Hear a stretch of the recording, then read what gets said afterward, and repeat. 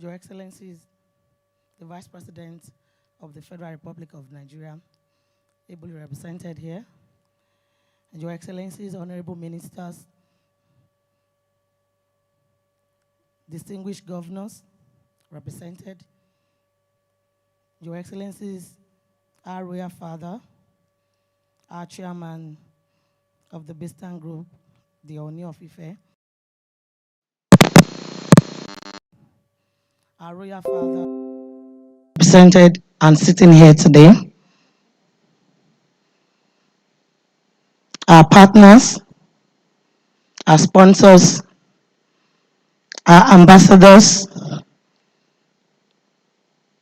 the special invited guest of honor today,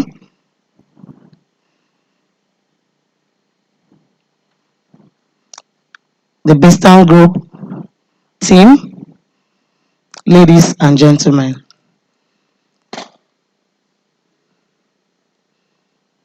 It's with great joy and pleasure to welcome you all to this beautiful occasion today, the 5th National Convention of the National House Fair. It is indeed an honor once again to have you seated here to witness the 5th anniversary celebration edition of this year's NHF, which had been packed with many interesting activities. And today, we shall be engaging you on the theme, the 3 years of shelter in economic stability, which is a new wave. The current insecurity situation and the rise of COVID-19 pandemic globally has seen many economies of the world comes under severe pressure and downturn.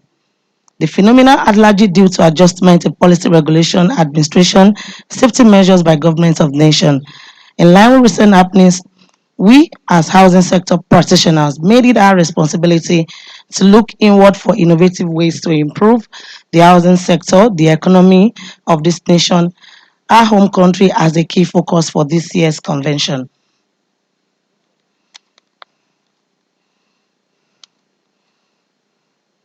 As you all know, shelter is a basic need of life, and it is the right of every individual, regardless of your age, economic, social, and political status. As you all know, the role that shelter plays in the society, the social and economic development of a nation cannot be underestimated. Intervention in housing development, especially through mass housing by the federal government and state governments, private individuals, as well as investors, are mediums by which the social, economic, and communal aspects of life of average Nigerians can be positively impacted. In Nigeria today, it is said that we have a housing deficit of over 25 million units, requiring over a million units to be developed annually to cover this deficit in the next 25 years. Only concerted effort through well-planned, well-implemented, and monitored projects under PPP, the public-private partnership, will help to resolve this deficit. Our analysis of current happenings in the housing sector, both locally and globally, is the rationale behind the 3 critical components that we are discussing today: standard, secure, and sustainable. These 3 S of shelter is key to every development in any housing sector. Housing standard referred to as a compilation of a set of laws and guiding principles approved by government, agencies, or establishments to manage the planning, design, erection, maintenance of building, with the ultimate goal of promoting the health and safety of occupants and achieving human comfort. The context of standard shelter relates to the quality and quantity of housing in our cities, levels of compliance with global technology, trends and regulations in the housing industry.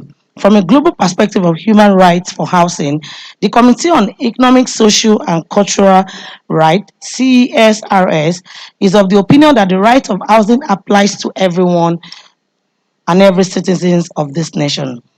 We'd like to talk about the several principles fundamental to human rights to housing. 1. Security of tenure, availability of services, materials, facilities, and infrastructure, affordability, habitability, accessibility, locations, and cultural adequacy. These seven fundamentals are key to any housing development.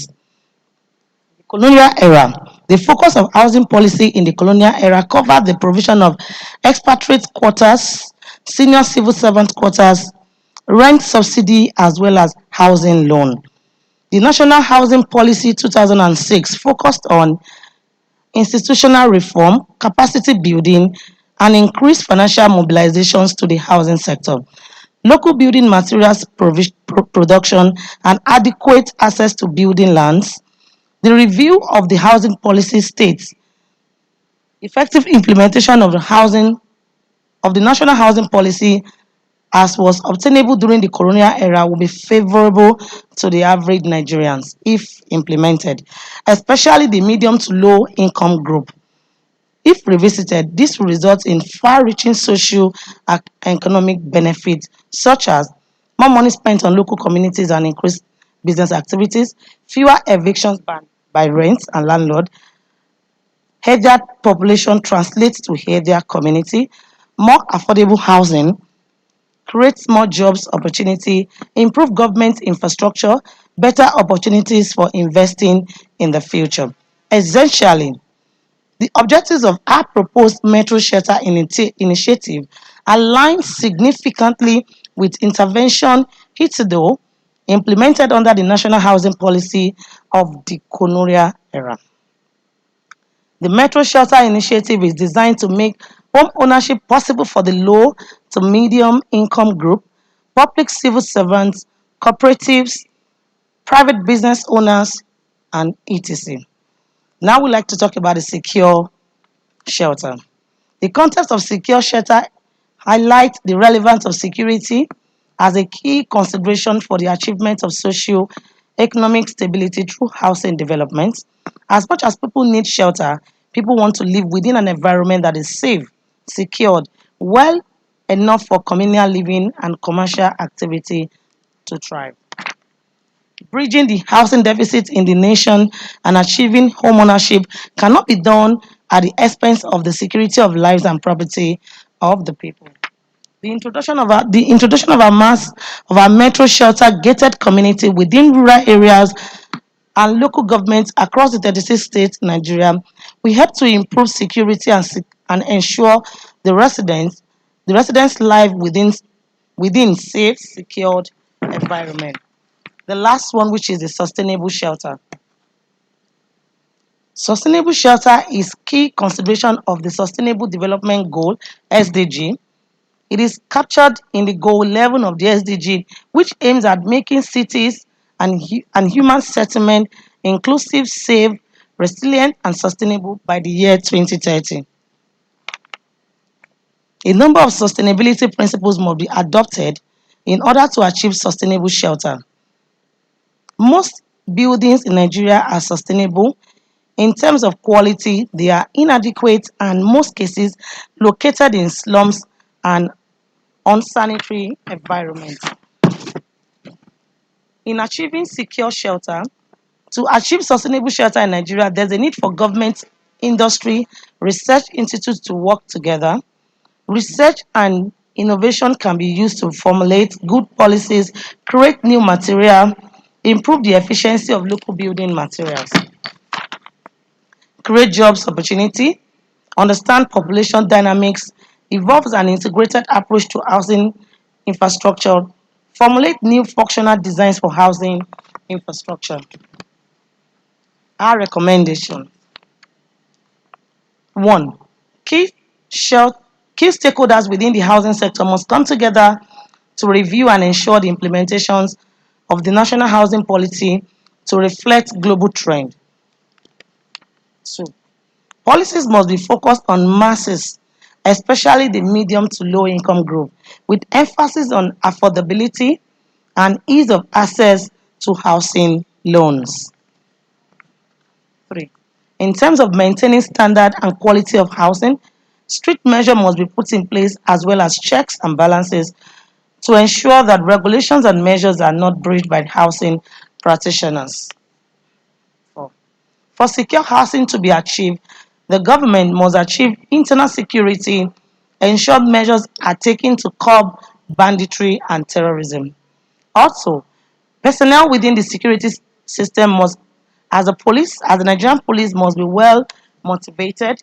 Practitioners and developers can adopt new technologies to improve home security in their various projects. To achieve sustainable shelter in Nigeria, the government, industry, and research institutions must work together. Housing sustainability must also require product-driven research to achieve the desired implementation of the housing and urban development sector. We introduce to you the metro shelter.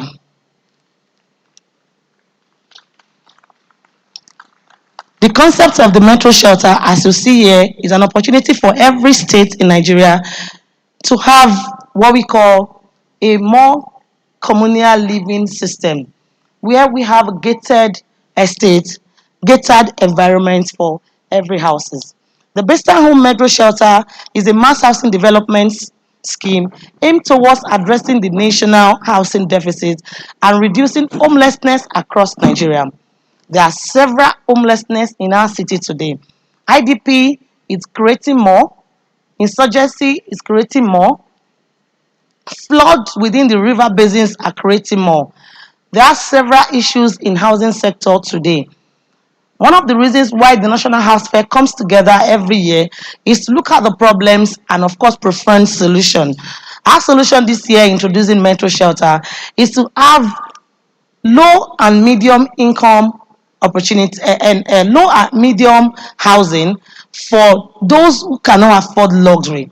Not everyone have 20 million, 50 million, 10 million and above to buy properties, houses or land.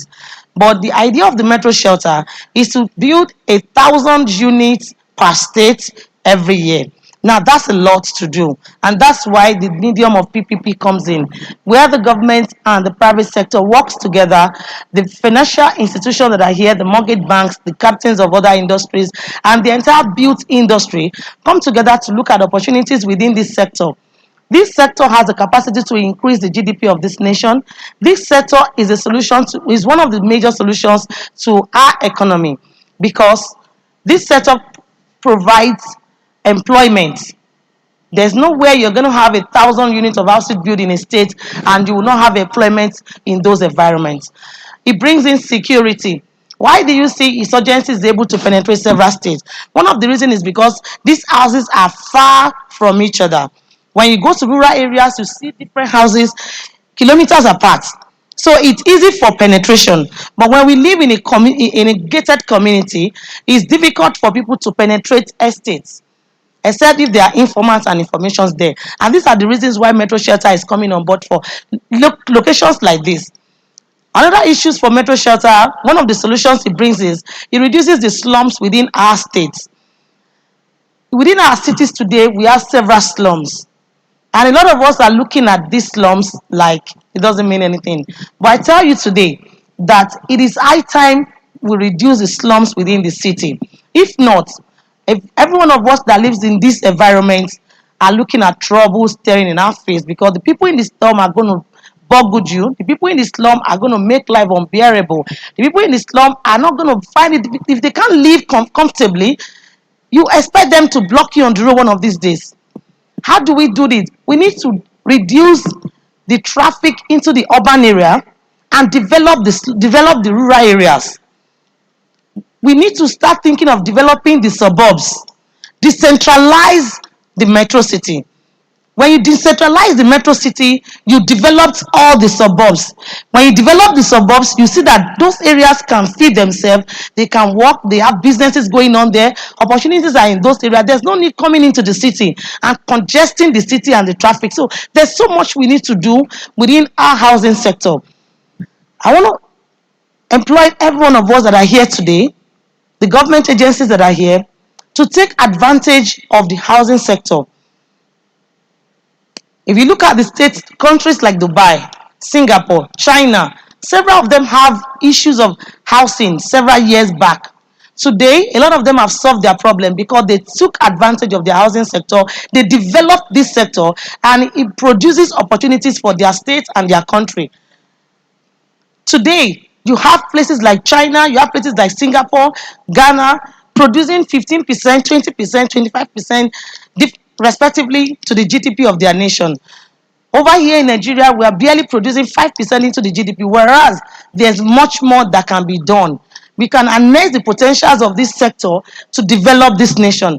Our economy is facing downward. The naira to dollar is reduced and is causing more problems for the housing sector, because when people cannot afford to buy materials within the city, you rely fully on dollar and importation. It becomes difficult for people to be able to afford these properties. But by the time we start developing our country and start developing and producing materials that we can use for housing, it will reduce the importations we are doing and therefore reduce the cost of building. We need to have opportunities where people can buy a one bedroom for 3 million, 4 million. And this is what Bistan Home is introducing across the states of this country. We are building 1,000 units in 11 states this year, stroke the next 1 to 3 years. Each of these properties are going for 3 million, 4 million per one bed, 6 million for two bed, 8 million, 9 million for three bed. And this is what we intend to do across all other states. And that's why we are partnering with the federal mortgage banks, partnering with the Federal Ministry of Housing and every other sector in the housing to see how this can be translated to every other part of the nation. This is the solution we bring aboard to this year's National House Fair. This is one of the reasons for the 3 years of shelter. And I believe as we proceed, our speakers comes aboard to discuss more, you get to know why housing is key to the nation building. Thank you very much for coming. God bless you.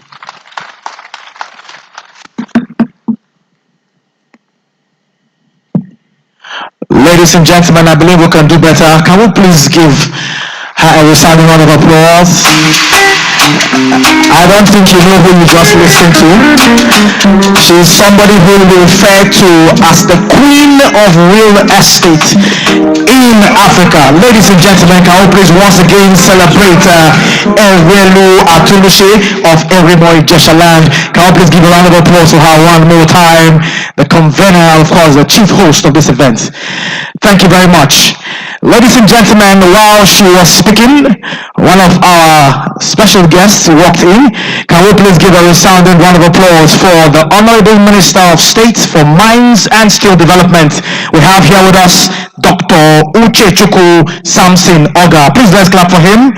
We're honored to have you here, sir. Thank you very much.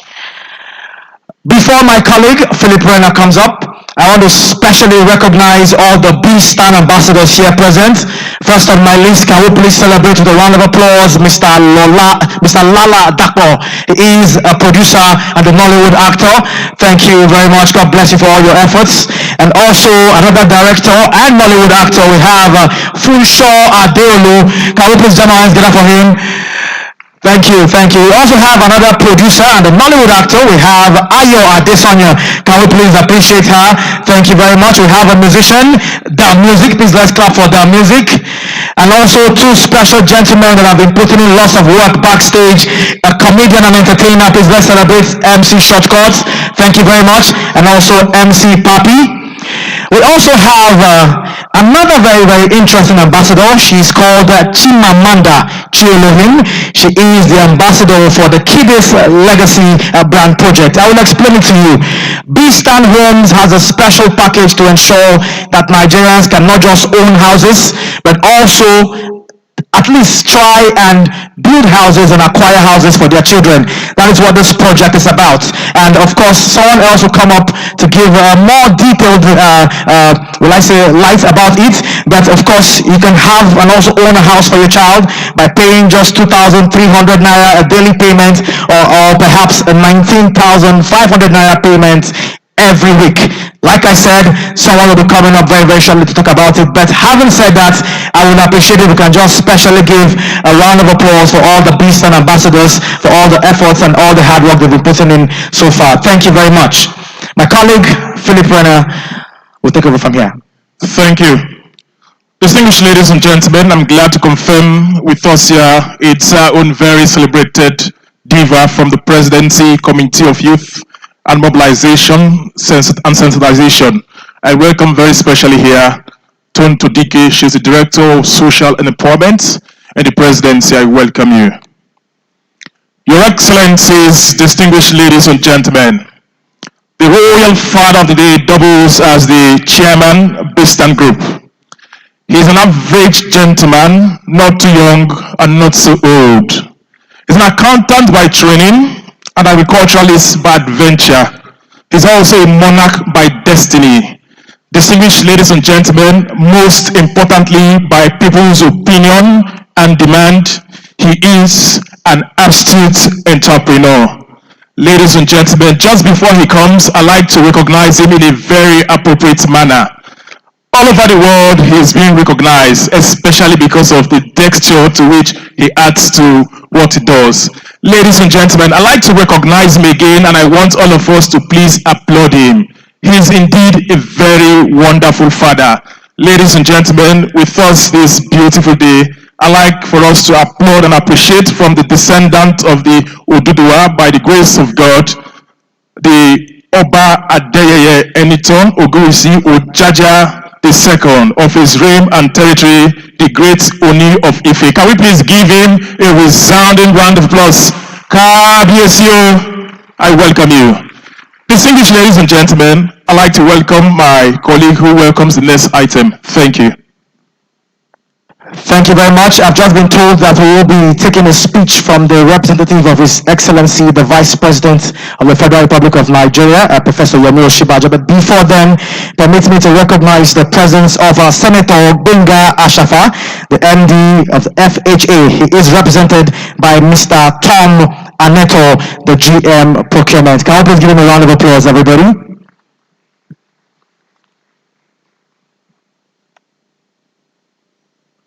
Ladies and gentlemen, we will now receive the Vice President's speech from his representative. Can we please give him a warm welcome as he comes forward? Let's appreciate him. Thank you.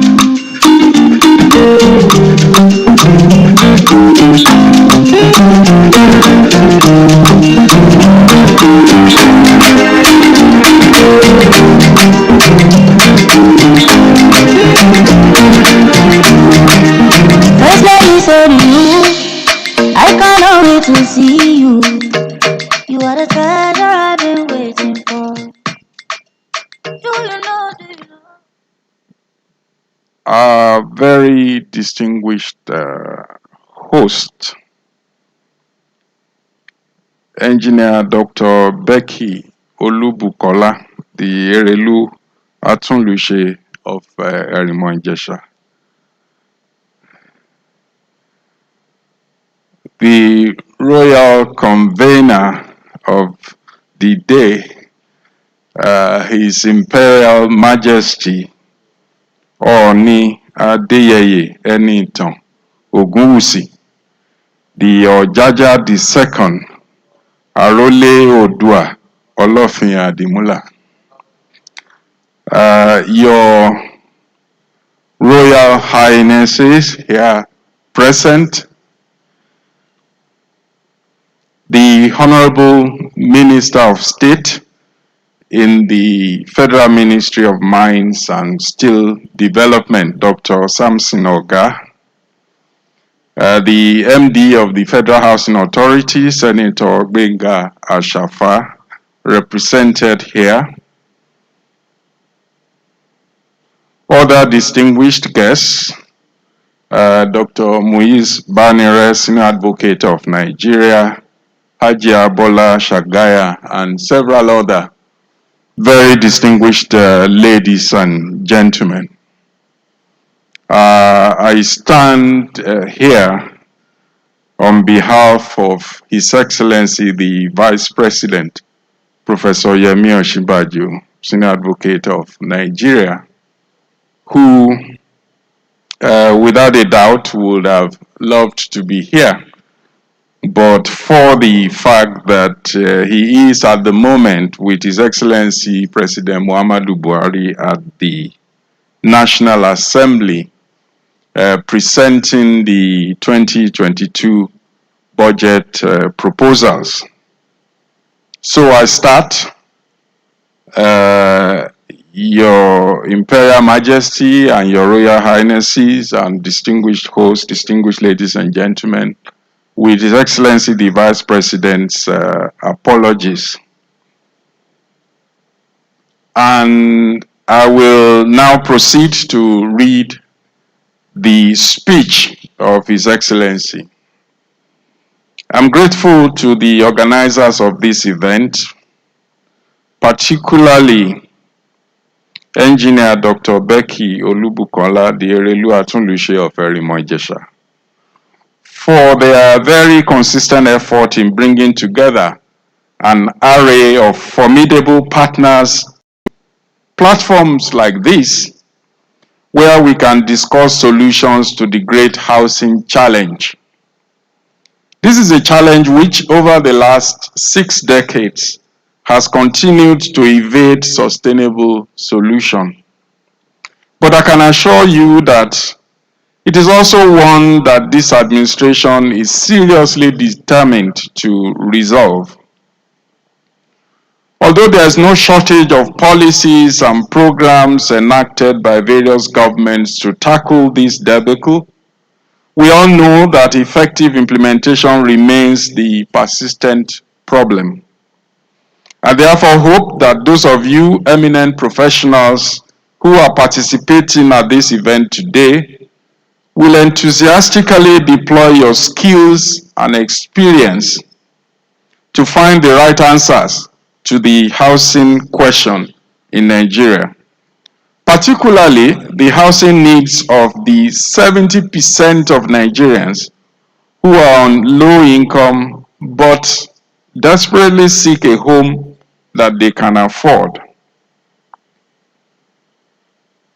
Your Imperial Majesty, Your Royal Highnesses, distinguished ladies and gentlemen, our housing challenge presents itself in 2 major forms. First, we have the issue of inadequate supply to meet the surging population growth of Nigeria. And if I may digress for a moment, talking about shortage of supply or inadequate supply, I must say I was particularly impressed by Dr. Becky Olubukola's presentation, where she made clear to us the plans that her company has through the Metro Shelter Initiative to build 1,000 housing units per state across the country. I think this is an effort worthy of our applause.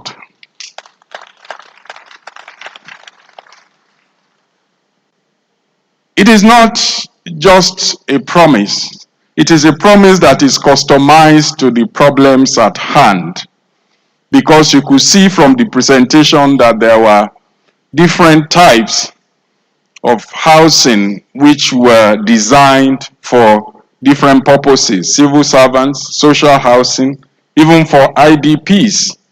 And then her emphasis on the use of local materials, which means that as we are building, we are expanding the metropolis because virgin land is being developed, and we are using local materials. We are creating employment for our youths, several professionals who would otherwise have nothing doing. And as she has summed it up, this is a great way to see to the improvement of our gross national product.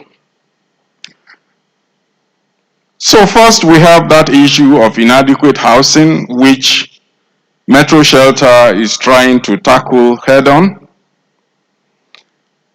Then we have the problem of substandard housing, housing which do not meet the conditions of livability, habitability, safety and security, comfort, sanitation, accessibility, infrastructure, social amenities, and socio-cultural adequacy, as laid down by the United Nations and the World Health Organization. We must be vigilant to ensure that these challenges do not continue to deepen with the increasing social and income inequalities in our society. At one extreme, many households are faced with the dilemma of survival between food and adequate shelter. This is not consistent with the Buhari administration's vision for a better Nigeria, where even the weakest amongst us must have the dignity of a decent home. Whilst this challenge of inadequate or no housing undermines quality of life, especially for people on low income, it also denies our economy and therefore our collective welfare the growth that is possible through a vibrant housing market. The Buhari administration is taking both of these challenges very seriously. Immediately after we were sworn in 2015, we established the Social Intervention Program, a 500 billion set of initiatives designed to improve the quality of life of the most vulnerable Nigerians.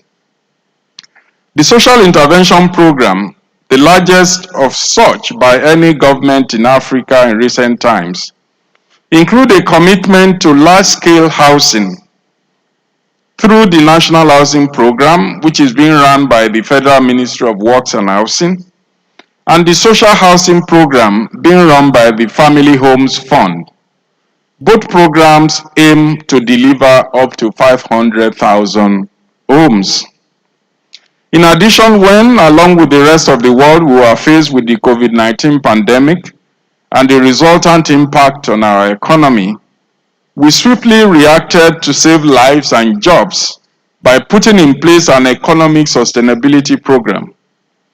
The 2.3 trillion program includes as one of its main pillars a 200 billion national social housing program aimed at delivering homes from as low as 2 million naira per unit for Nigerians on low income. The program being implemented by the Family Homes Fund, working in partnership with the state governments and the private sector, will create up to 300,000 homes and about 1.6 million jobs. To ensure that these initiatives are sustained, we're in the final draft stages of a comprehensive 10-year national housing strategy with constructive input from the private and public sectors. The strategy has, amongst its primary objectives, the harmonization of all existing housing initiatives and programs.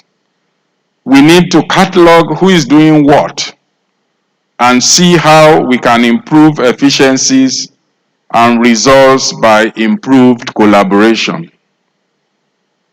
Second, the strategy has the objective of reducing housing construction cost. The costs of construction of housing are high, making it difficult to provide homes for Nigerians on low income. An important route to achieving this outcome is to decidedly focus on developing capacity for manufacturing building materials locally. Enhancing access to housing finance and particularly deepening the participation of our capital market in the housing finance. With a capitalization of about 57 billion US dollars, we have the second largest stock exchange in sub-Saharan Africa. But very little of that capital is flowing into housing development or creation of mortgages. While seeking the attainment of these objectives, our government will continue to prioritize the development of a functioning housing market that not only provides decent and affordable homes for Nigerians, no matter their status, but also creates jobs. There are a number of reasons why taking housing seriously makes sense. Housing matters to economic development. It can enhance economic performance and the competitiveness of our economy. However, when it is poorly managed, it can lead to segregation and pockets of poverty in our urban areas. The government's housing growth plans present an opportunity to increase investment in the housing sector and make it a serious enabler of economic growth. We all have a lot of work to do. For example, mortgage to gross domestic product, that is mortgage to GDP ratio, for South Africa, US and UK are roughly around 30%, 60%, and 70% respectively.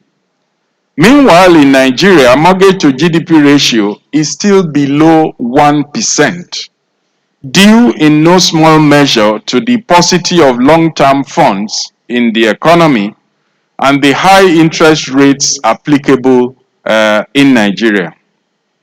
Whereas this does not appear to be an impressive position, we should all see the tremendous opportunity that it offers for rapid growth in our housing finance system. It means there is so much room for growth. Housing matters to creating livable cities, which in turn are the engines of growth and innovation in the new economy.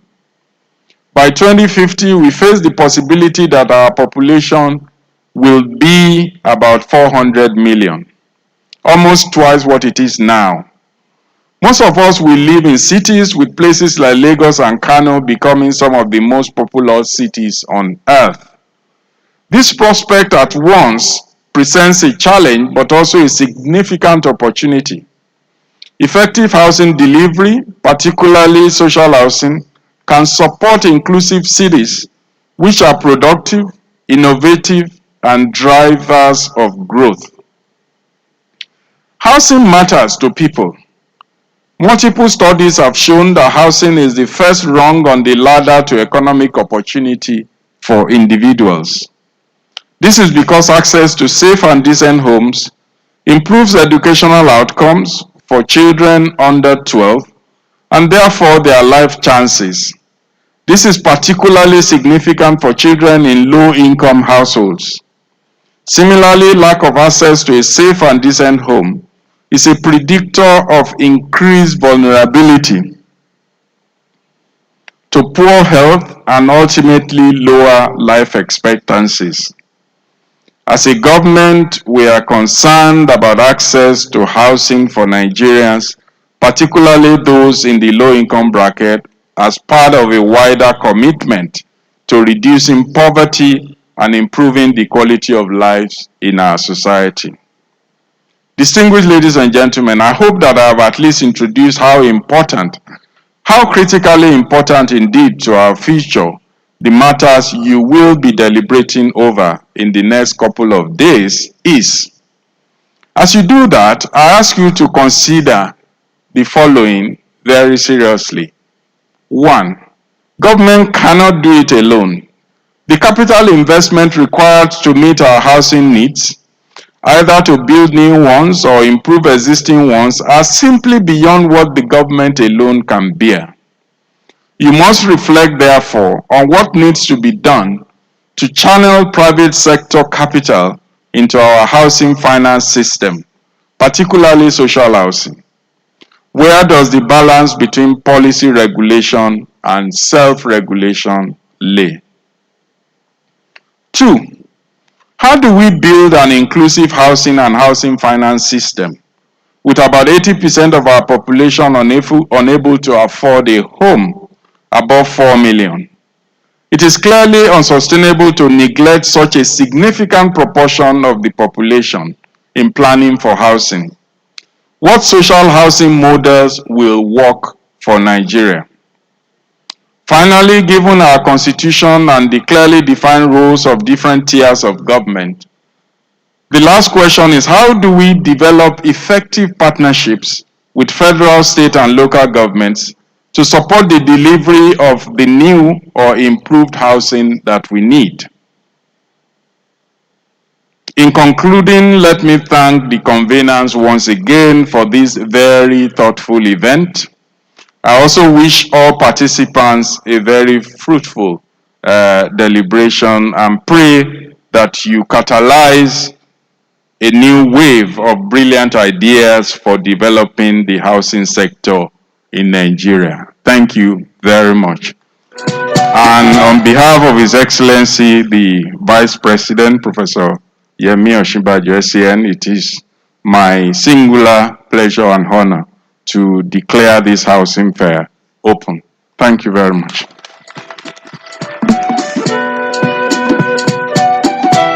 Ladies and gentlemen, can we please give another round of applause as we appreciate the Chief of Staff to His Excellency, the Vice President of the Federal Republic of Nigeria. Please let's clap our hands one more time for Mr. Adiola Ibaye. Thank you very much, sir, for that wonderful speech. This is reminding you all that we have a raffle draw that will be happening later on today, so please do not get tired, do not leave. If you know you have the raffle draw ticket and you would like to be the one to win one of our special prizes, so they just wave your raffle draw. Let me see, wave it, wave it. Wave your raffle draw tickets, let me see, wave it, wave it. If you know it will be you that will win it, say Namigo Winam. I can't hear you. You don't sound convincing enough. Say Namigo Winam. Thank you very much. Well, I really wish I could compete for that one. I'll try my best as well. Philip. Just a few recognitions here. Ladies and gentlemen, amongst us this beautiful afternoon, the very amazing Haji Abola Shaga is here. I welcome you. And also, I want to welcome very specially the joy of the Senate. I welcome Senator J. Emodi. I welcome you. Ladies and gentlemen, I find it so amazing to welcome the very amazing architect Princess Fifi Ejindo. I welcome you. She's so famous for one of her designs, and that will be the CBN headquarters. She's the architect of that very laudable project. I'd like to welcome you. And also here, distinguished ladies and gentlemen, His Royal Highness, the Emir of Daura, Alhaji Umaru Faruk Umaru, is here represented by Alhaji Ahmed Jambo. I welcome you. Thank you for coming through the Katuka Daura. I welcome you. And so, ladies and gentlemen, this event has the federal executive backing, and I welcome my colleague to welcome the next speaker. Thank you. Thank you very much, Philip. It's now time for us to take the first speaker, who will be speaking on the role of government in providing affordable mass housing for the citizen in line with the public-private partnership scheme. Ladies and gentlemen, let's give a round of applause and a warm welcome to the Honorable Minister of State for Mines and Steel Development. Let's clap our hands for Dr. Uche Chukwu Samson Oga. Please let's clap for him as he approaches the podium.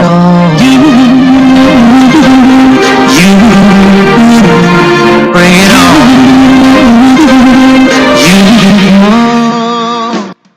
Life would is sweet through me. Good afternoon. I'm sure that by the time I got into this place and then saw the wonderful architectural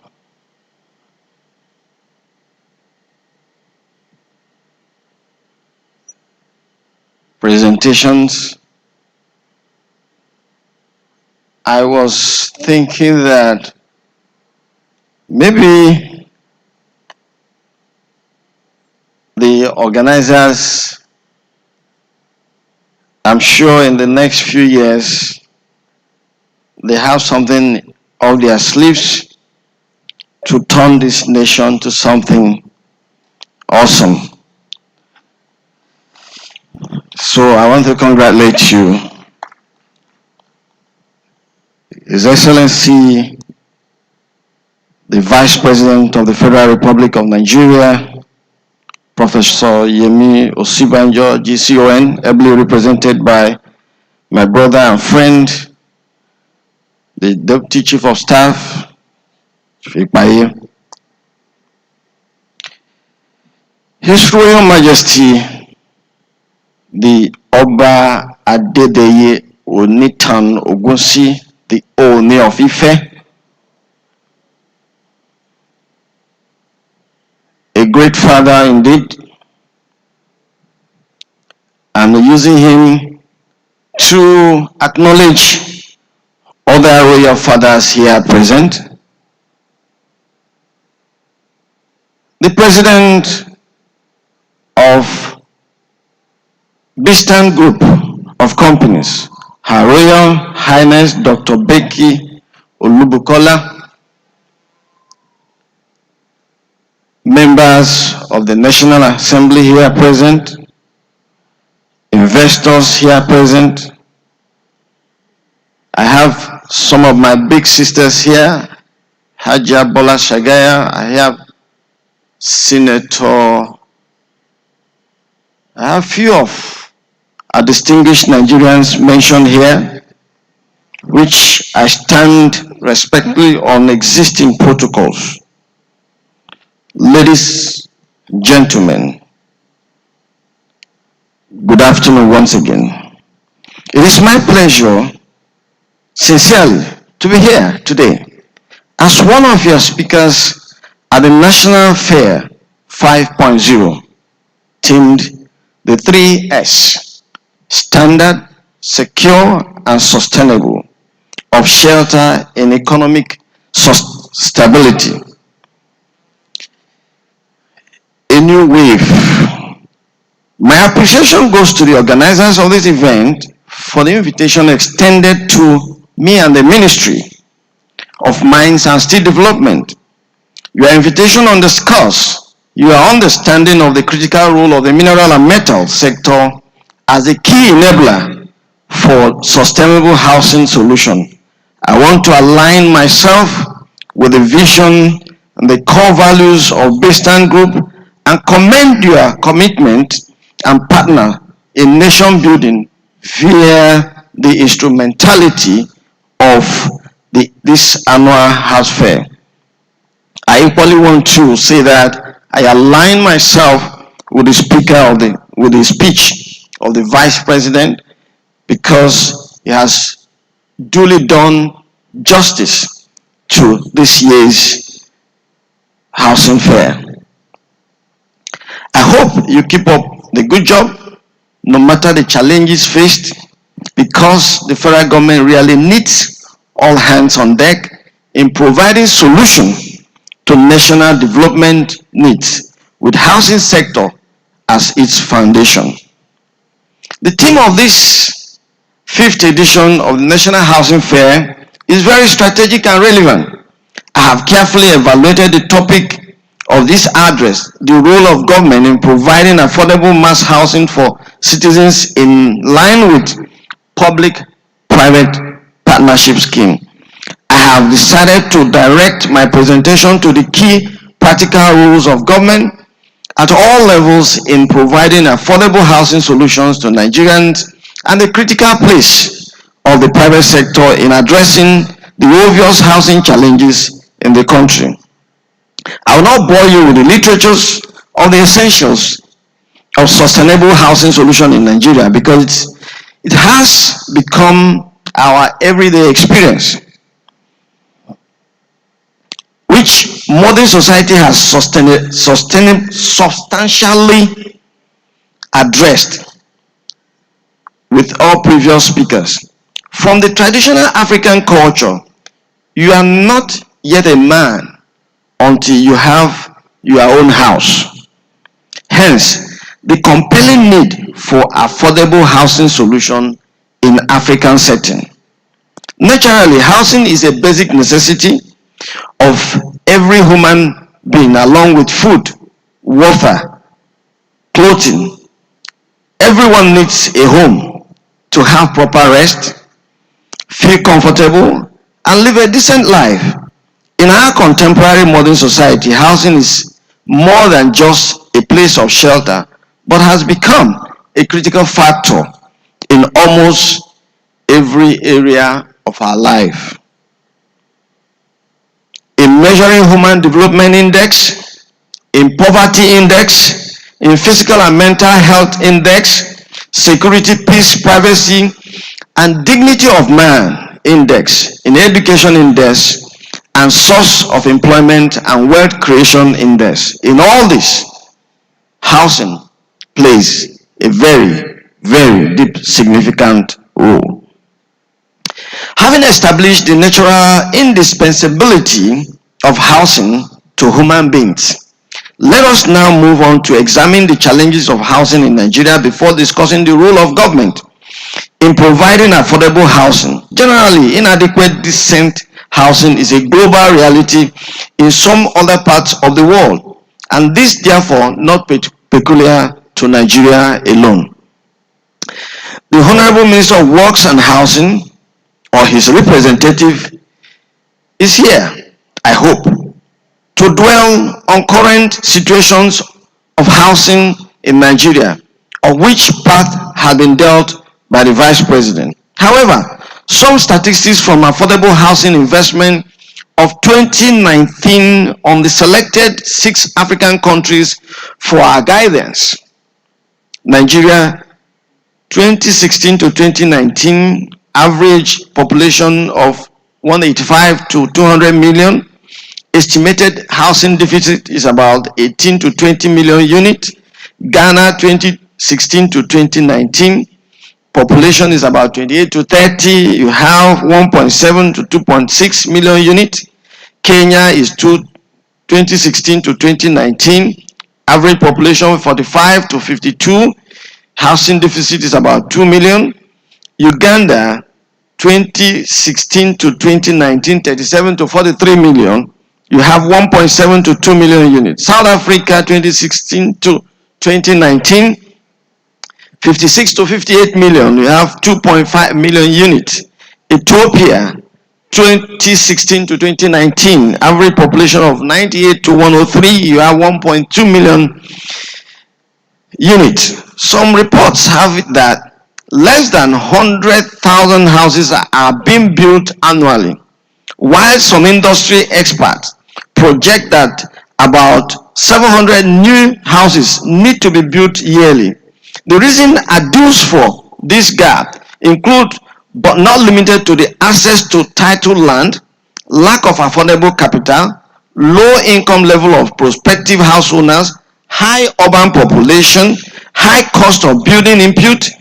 Meanwhile, with our ever galloping overall population of over 200 million, the World Bank confirmed that Nigerians' urban population is growing annually at 4.23%, with the urban population accounting for 50% of total population.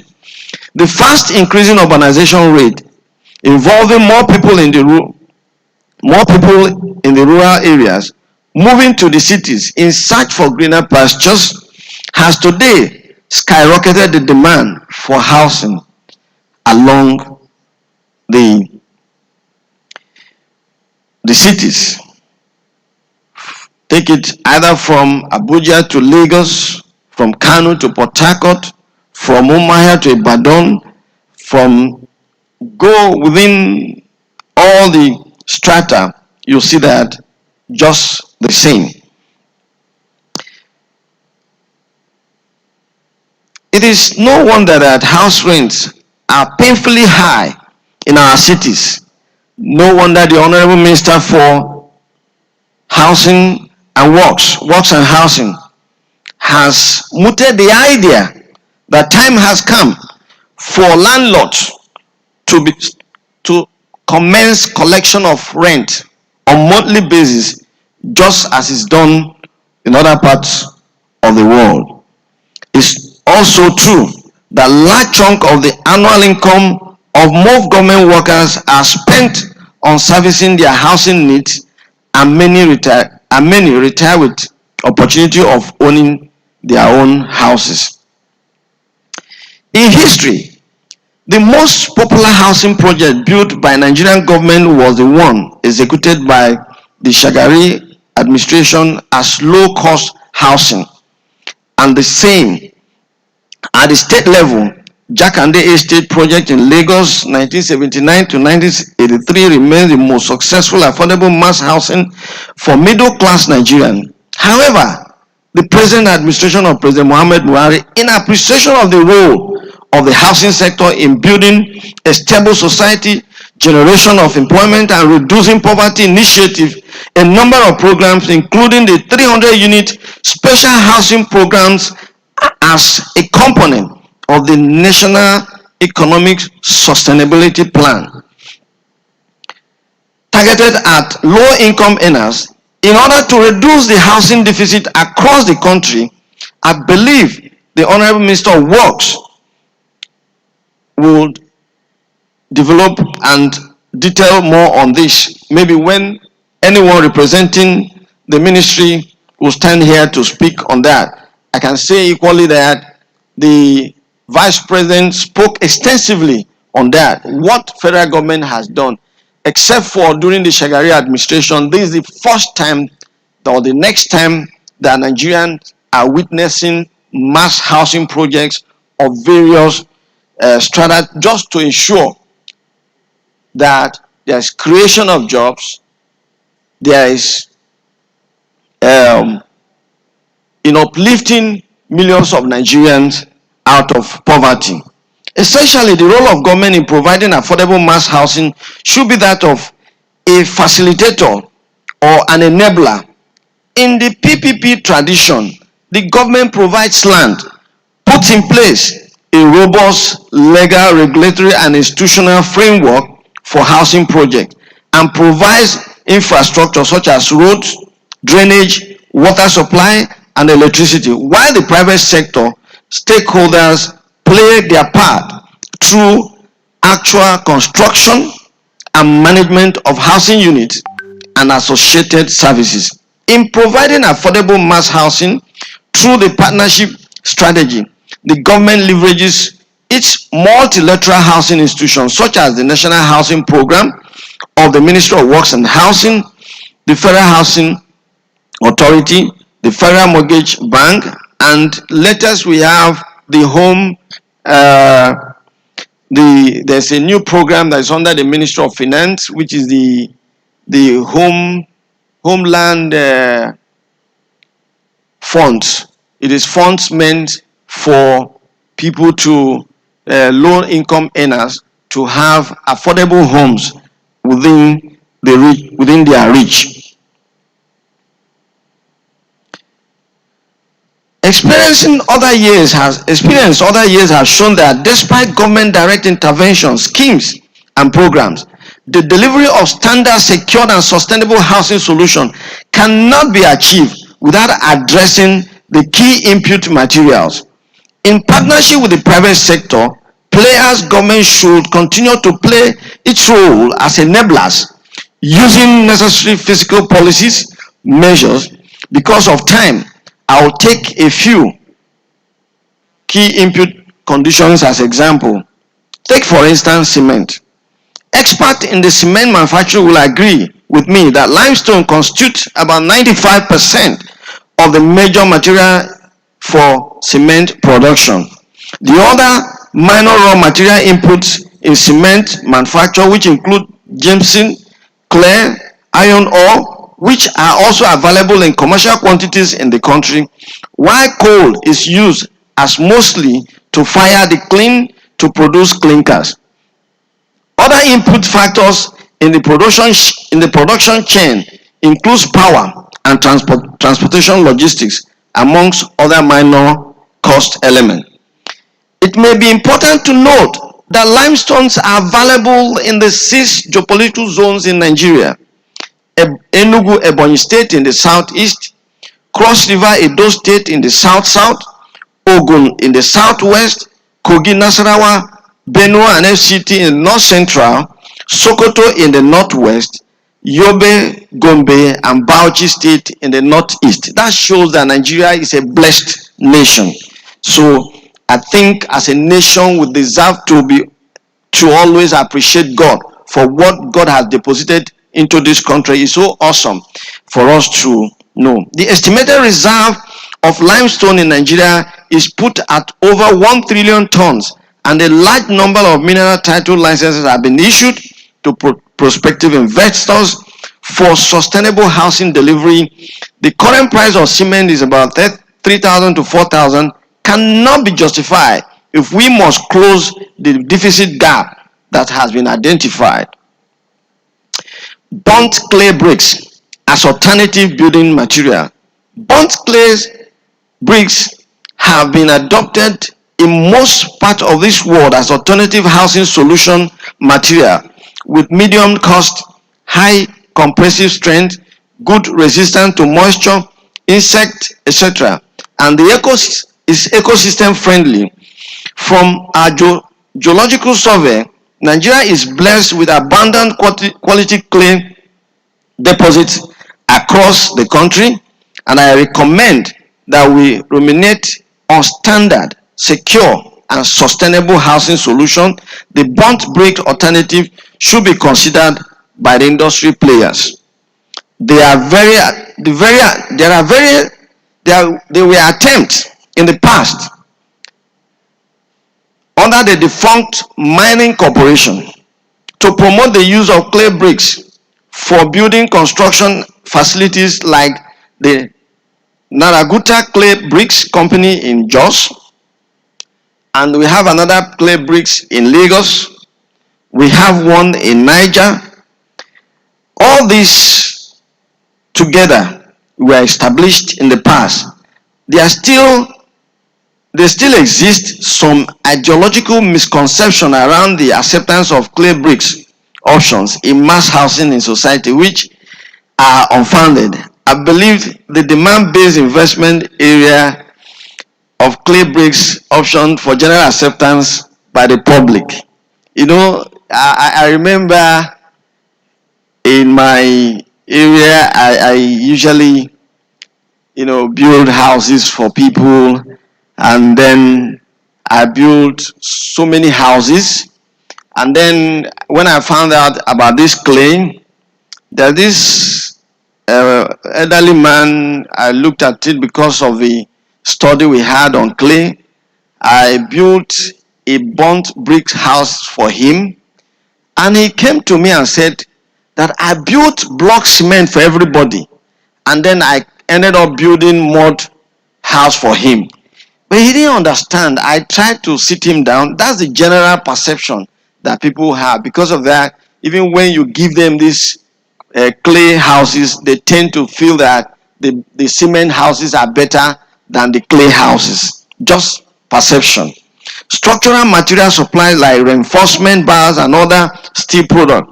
The importance of steel and non-ferrous material producing products in engineering and construction led to establishment of public skill companies in the late 70s. With the expectation of using the abundant iron ore resources of the country, the non-completion of these projects like the Ajokuta Company, the Aluminium Smelting Company, Delta Steel Company led to the high dependence on imported steel products for housing, with its attendant high cost due to foreign exchange rates and sometimes the low quality leading to infrastructural failure. I want to state that the effort of Mr. President in this administration, the federal government is addressing the issues around the optimal commercial production of these companies, and this will be resolved very, very soon. However, there are other private investments in the sector supported by government, like the steel project in Kaduna State by the African Natural Resources. We have the cam wire industry in Kwara. We have the Eastern Metal in Delta State. All of them are involved in steel production. But the president has done a lot to see how he can revive all dead industries in this country. That's why there was a meeting in Sochi with the president of Russia to see how Ajokuta can be revived. And I can assure you that a lot is being put in place, because once we have Ajokuta running, Nigeria, most of the production costs, especially that has to do with steel, will be reduced. We're currently working on development of the bitumen blocks across the belt around Ondo, Ogun, Lagos axis, and which will be soon ready for auction before the end of 2021. I would like to make the following few recommendations in our quest for providing affordable and sustainable housing solutions. Like I've said, when you want to discuss about government partnership and the role of government, the federal government is doing a lot especially from the mines and steel development. We have done a lot in terms of activating most of the raw materials needed for our housing needs. So for us, we have created the enabling environment, and that is equally the speech of the Vice President. The federal government has created enough enabling environment for public-private partnership. We have an open hand to the private sector for them to come around and work with government, because over time, the major reason why most people do not want to get involved is inability of seeing the vision from the side of the government. But I can tell you that a lot has.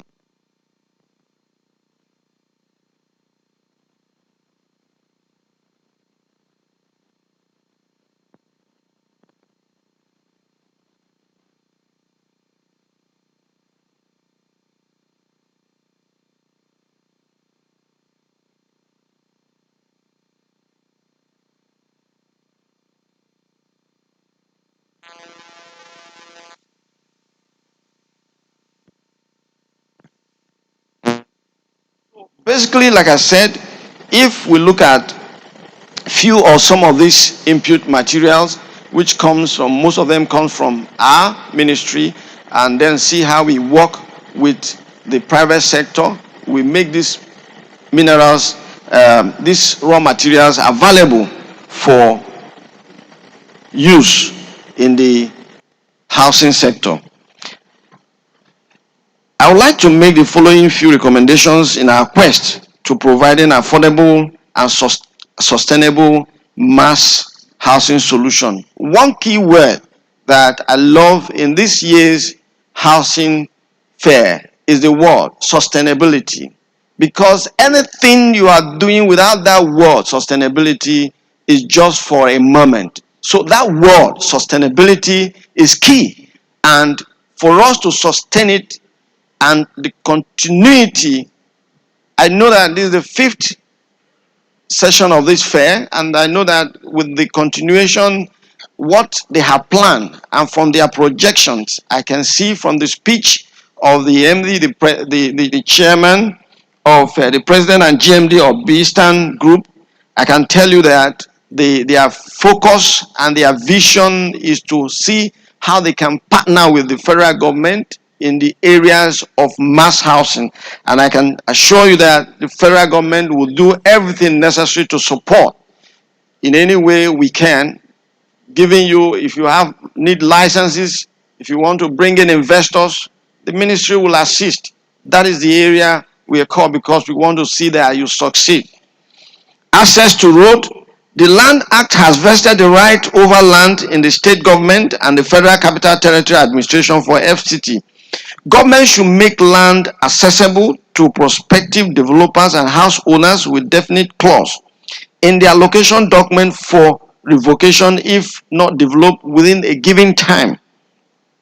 Provision of basic amenities. Lack of necessary infrastructure like access road, electricity by government has hindered mass investment in the housing sector, and I want this company to key into what the federal government is currently doing. A lot is being done through the FCT. There's a lot of programs that have been developed by the FCT to encourage mass housing, and most of the states have been asked to key into some of these visions that have been provided. Government policies on major input materials is currently being revisited on daily basis. We are looking at policies that be suitable to aid and help the housing sector. Equally, the housing sector funding, which, like I said before, there's a funding.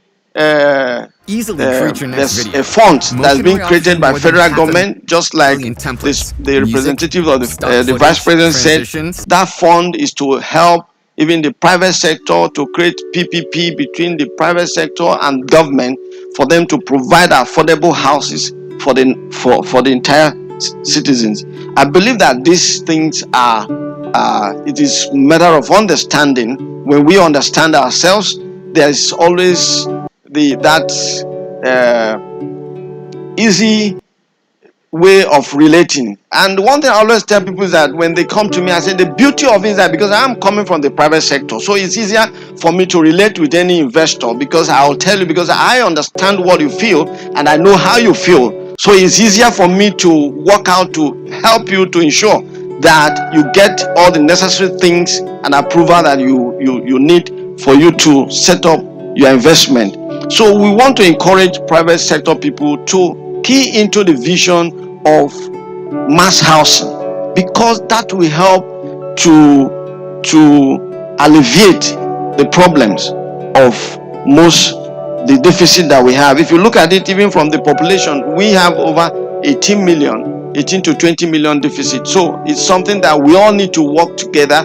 It is not only government, the private sector, the government, we must team together, we must come together as a family. The vision is clear, the policies are there, the good policies have been initiated. So with these policies, it's easier for investors to come into and invest in the housing sector in the country. Ladies and gentlemen, as I conclude, it is evident that providing affordable housing to Nigerians today cannot succeed without a sustainable public-private partnership model. With a massive housing deficit in the country and the demand for housing being a function of financing and affordability, there is no doubt that the government cannot do it alone. The government major roles, for the sake of repetition, is to provide the land, provide the legal, regulatory certification, and provide key infrastructure such as road, water, supply, electricity. But the actual project delivery should be from the private sector, in addition to government intervention institutions. That's where we have the Federal Housing Authority, we have the Federal Mortgage Banks. All this, all that the system wants is sincerity. A sincerity of purpose. When you are assessing some of these funds, let there be sincerity that you are going to deploy the resources for what you applied it for. It's not just people say you want to apply for 5 million for housing, and when they give you 5 million for housing, you use it to go and do some other things. And when they come to ask, okay, where is the house? You might not even. Let me give you a simple scenario. There was a time in 2017, the president gave money to the ministry, and then the ministry decided to partner with Bank of Industry so as to give this money at a very low interest rate to some of the few miners. And you find out that people went and forged certificate or mining certificate to present as if it is their own. And by the time the bank went into, because one thing is that the bank will look at how to mitigate the risk. By the time the banks went into detail, they found out that most of these certificates were not coming from the Ministry of Mines and Steel. Automatically, they will lose the opportunity of having access to these funds. So there's a need for sincerity, for people to know that, look, government is doing a lot, providing all the necessary opportunities, creating all the enablers and policies to ensure there's effective and synergy between the federal government, the state government, and the private sector. With that, there will be the issue of mass housing deficit will be a thing of the past. Finally, the Ministry of Mines and Steel Development, as a regulator of the minerals and metal sector, will continue to improve on policies for competitive supply of key input material for the construction in housing sector in the country. Once again, I want to congratulate the organizers of this 2021 fair called 5.0, and I want to say that by the time the fair is ended, I believe that all that you have set out to achieve will be achieved, and then you'll be able to put smile on so many homes, because so many homes have been looking for opportunity to have housing opportunities given to them. And I believe that this is a great opportunity you are opening up. And I believe like what the My brother, the representative of the vice president, has said the federal government needs people like you who want to partner with people like you to give you the support so that you can give us that relationship, the enabling it, the cooperation that federal government needs. People that understand what is needed by the masses, and let there be collaboration between government and the private sector, and that will give rise to bridging the deficiency in the housing sector. Thank you and God bless you.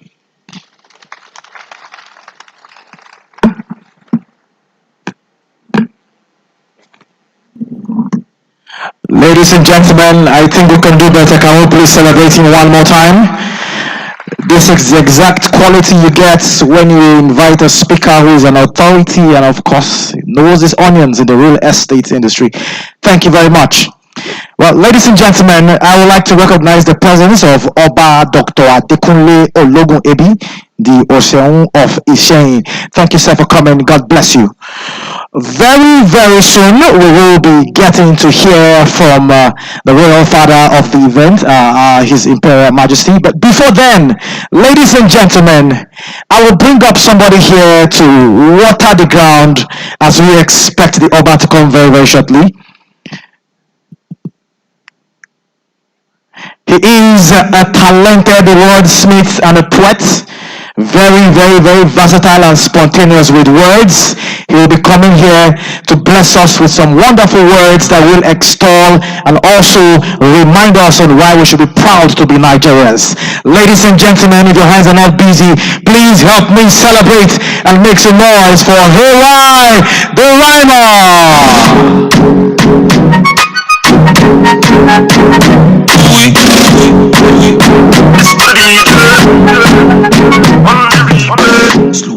Arise, O compatriots, Nigeria's call, obey.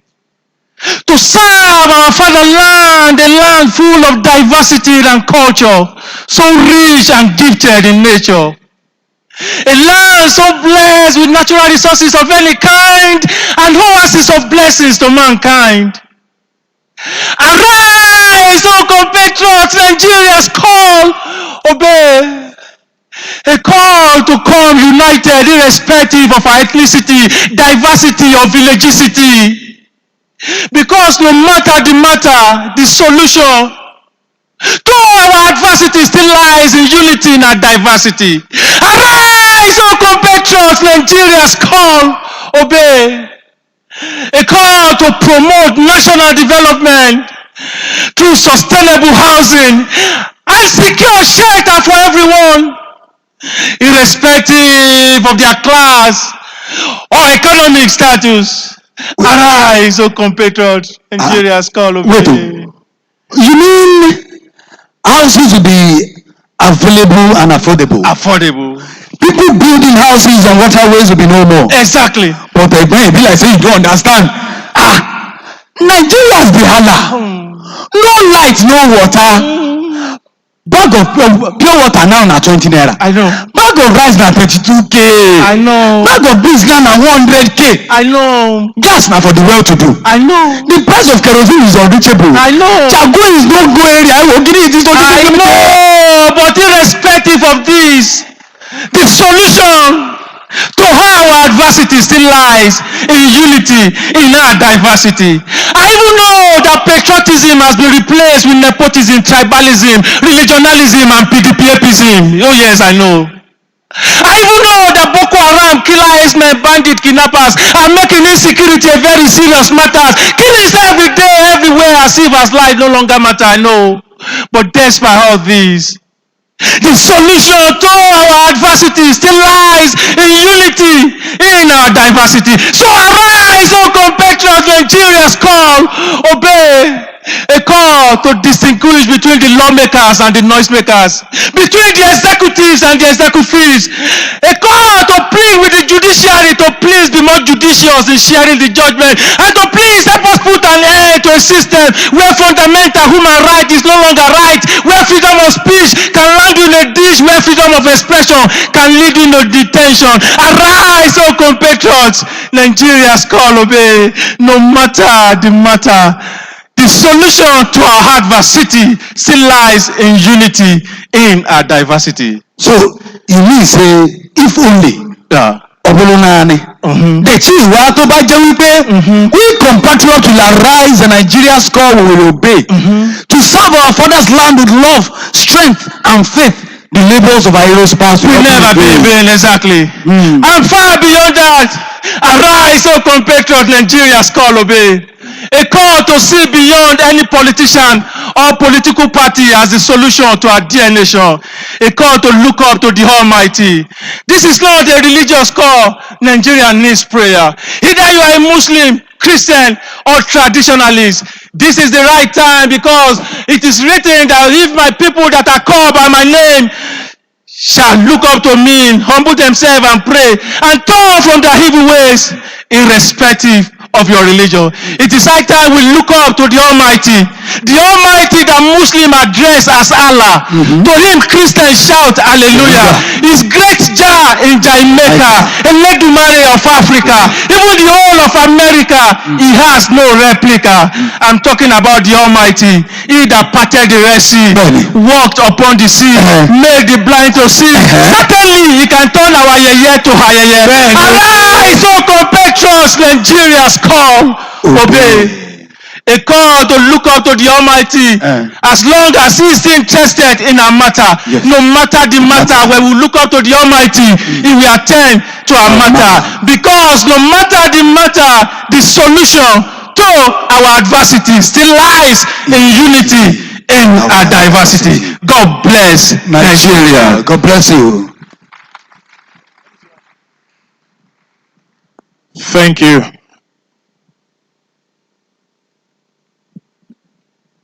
I think they deserve another round of applause.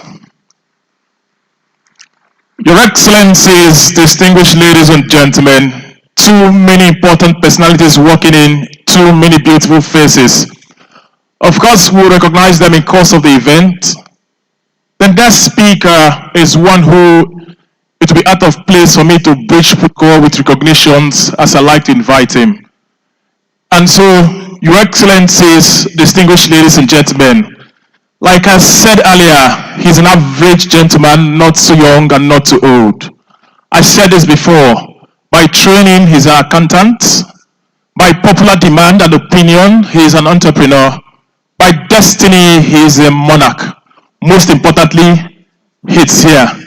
I'd like to welcome very specially to speak to us at this time, a father, a wonderful phenomenon, the only Onisha worldwide, from the descendant of Oduduwa, by the grace of God, His Imperial Majesty, Alayeluwa Onioba Adeyeye Eniton Ogunwusi Ojaja II, of his reign and territory, 51st and current Oni of Ife. I welcome you. Kábíyèsí.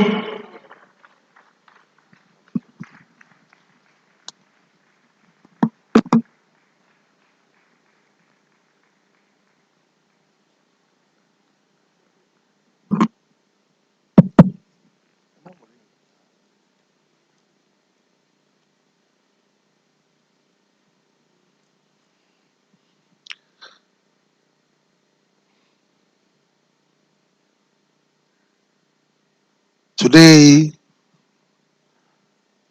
is indeed another red letter day for Bistan Group, for our their nation, and particularly women in business and politics. A beautiful round of applause for all the women and mothers in the house.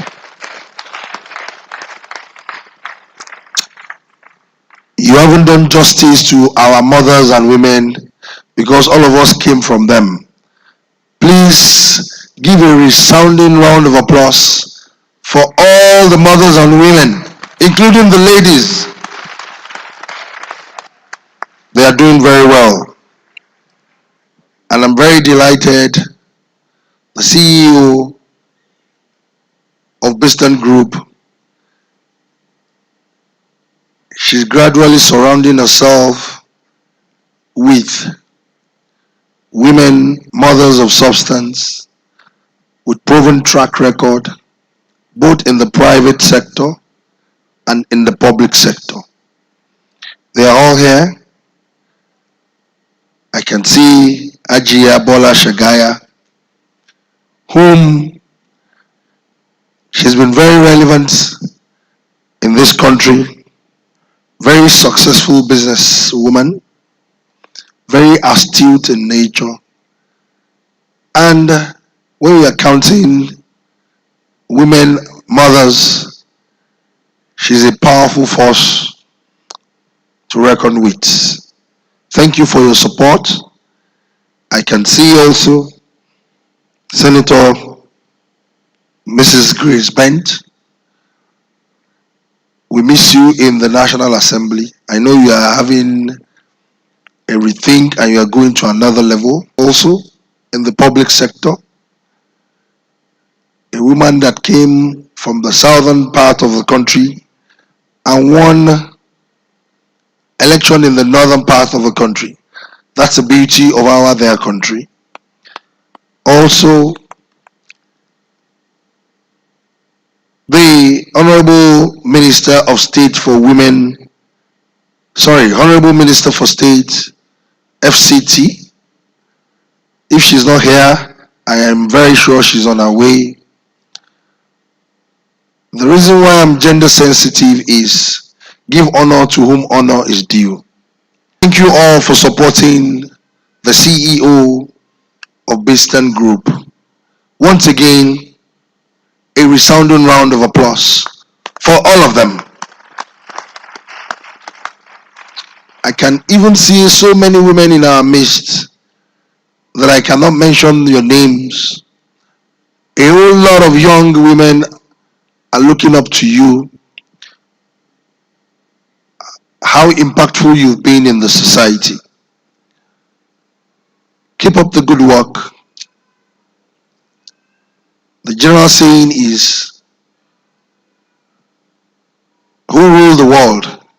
Of course, is women. And you've started ruling us. May you rule us forever. I want to greet all the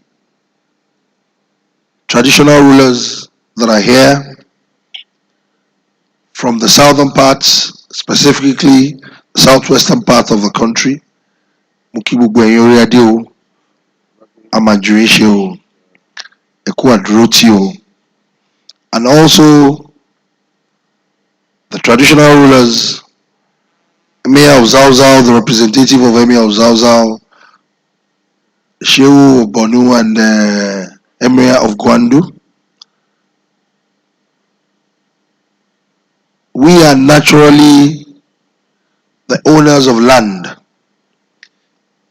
because without horse there can't be any real estate development. But by virtue of the law, the government came up with several acts that they can take over land for public interest and for public purpose. So far, it will continue to meet the demand and the request of our dear nation. Also, I want to thank the Honorable Minister for State for Solid Minerals. You developed a very beautiful paper. Very, very beautiful one. Thank you for your time. Thank you for finding it out of your tight schedule to come. We appreciate your presence. Also, the Chief of Staff to the Vice President of our dear country. Thank you for your honor. I personally, myself and Dr. Becky, the CEO of Basin Group, went to see the Vice President to tell him about the National HouseFair. This is the 5th edition, and being truthful is very impactful across board, especially in Abuja. even think they can actually have a share of wealth redistribution. They will just walk in, buy tickets. I've experienced it. I experienced it last year. I could see a lot of joy in their faces because a whole they can never attain such heights. But for me, it's been something that is very sensitive in their country. Whenever you have housing issues, you can't think straight. On this note, I want to thank you specifically, the Deputy Chief of Staff, for your paper delivered on behalf of the Vice President. Also, I see our amiable son here, very prolific and a resounding politician, Dr. Muyiz Banere. Thank you for your support. I can go on and on to continue to mention names. A whole lot of people that one way or the other they have been impactful. I want to thank each and every one of us. We are all contributors to this country of ours in everything we do. We've been shouting and shouting of the deficits in housing in our their country. But everybody wants to go to the high end of it. How often are you thinking of servicing the critical mass in this country? And the critical mass are the main people in this country, where the numbers are, the young graduates, the upcoming artisans, and a host of others. How well are we trying to support their effort in terms of home ownership? Government cannot do it alone. Yes, we know that. But I can tell you, with all sense of responsibility, that we in Bistan Home, I am proud to be part of Bistan Group. Every Bistan family member should raise up their hand here. I cannot see your hand up. Are you not part of the group? I'm not hearing your voices very well, oh.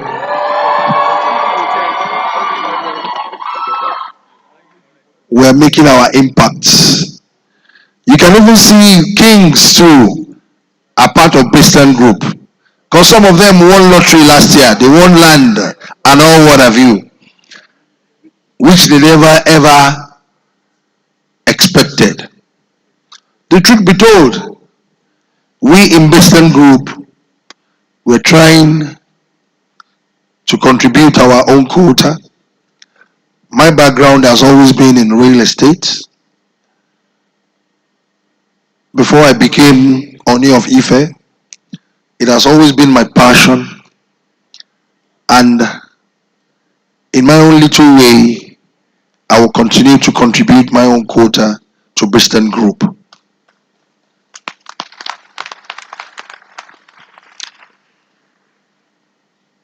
Today, we're having another National House Fair 5.0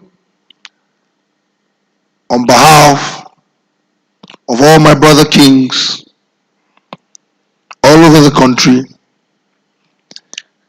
and the entire Bistan family.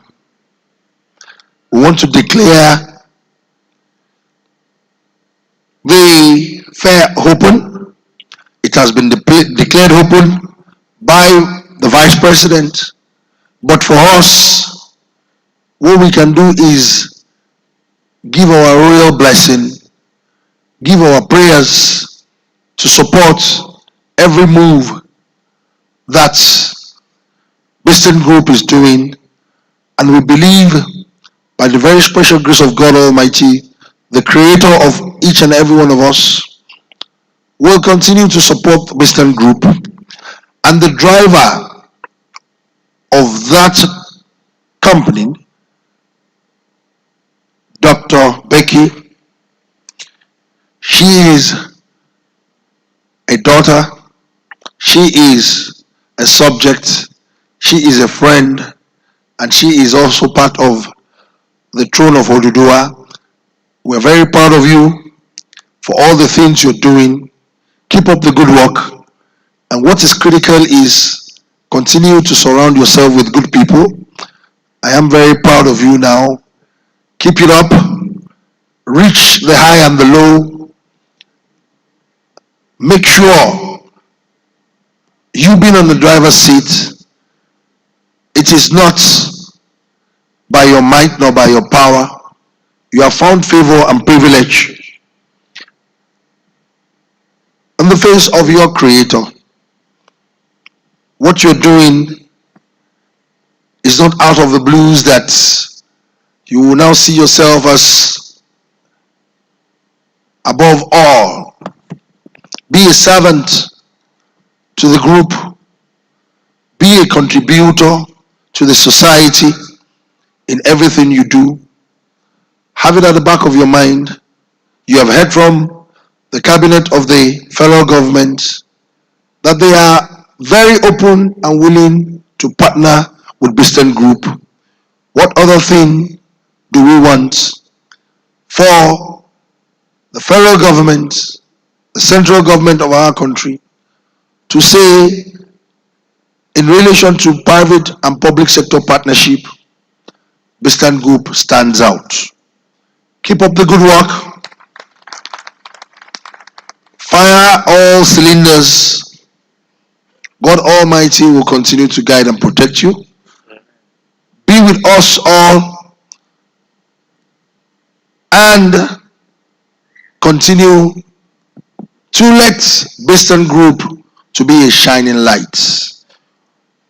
Once again, I want to thank each and every one of us for coming for this National HouseFair 5.0, and also to dig deep and deeper into the 3S as far as housing is concerned. God bless you and bless all the works of your hand. Thank you very much and have a beautiful fair. Thank you very much. God bless you. Ladies and gentlemen, we can do better. Please, let's clap our hands one more time. Let's do better for His Imperial Majesty Oba Adeyeye Enitan Ogunwusi, or Jaja II. Well, next we will be presenting a special award to the Minister of State for Mines and Steel Development. His Imperial Majesty will present the awards, after which we will be carrying out an official launch of a magazine here, which is powered by Biston Homes. It is the maiden edition. It is called The Crux. So at this point in time, my colleague will now proceed and invite the Honorable Minister for State. Ladies and gentlemen, I'd like to welcome a very successful business entrepreneur, an officer of the Order of the Niger. I'd like to welcome very specially here, Dr. Uche Oga, Honorable Minister of State for Mines and Steel Development. Such an amazing phenomenon. Shall we give him a resounding round of applause? I welcome you. The awards be brought.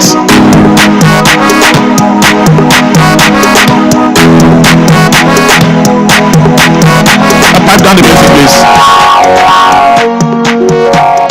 Thank you. Very keenly, we shall watch His Imperial Majesty perform this amazing assignment. I welcome you. On behalf of Biston Group, National HouseFair presents exceptional leadership achievement in infrastructural development 2021 to Dr.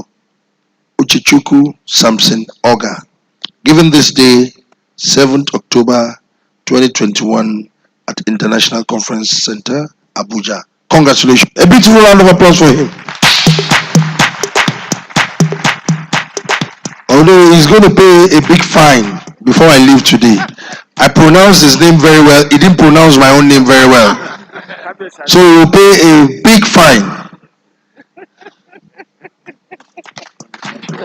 Thank you.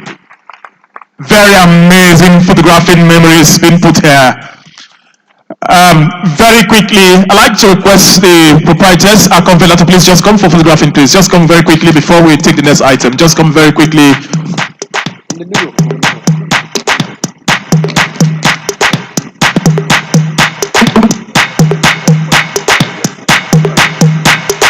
Thank you very much.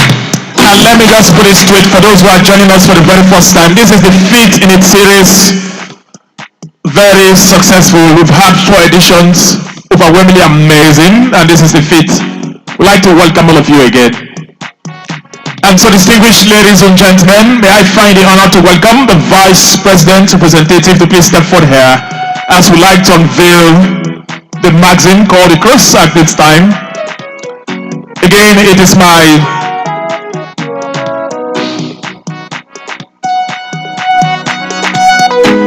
thank you. I've seen my lovely mommy somewhere. I welcome the very woman of style, Senator Grace Bent. I welcome you. Distinguished Senator Grace Bent, and I welcome you. I also would like to welcome the joy of the Senate. I welcome Senator Joy Emodi to also please join us here.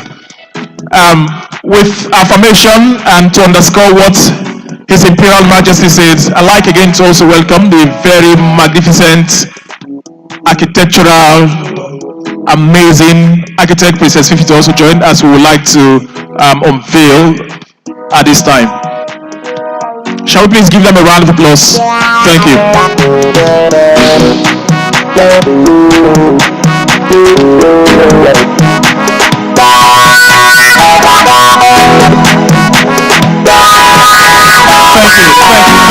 Thank you. I'd like to request our royal fathers and our VIPs here. You just while you're standing for just let's say 30 seconds.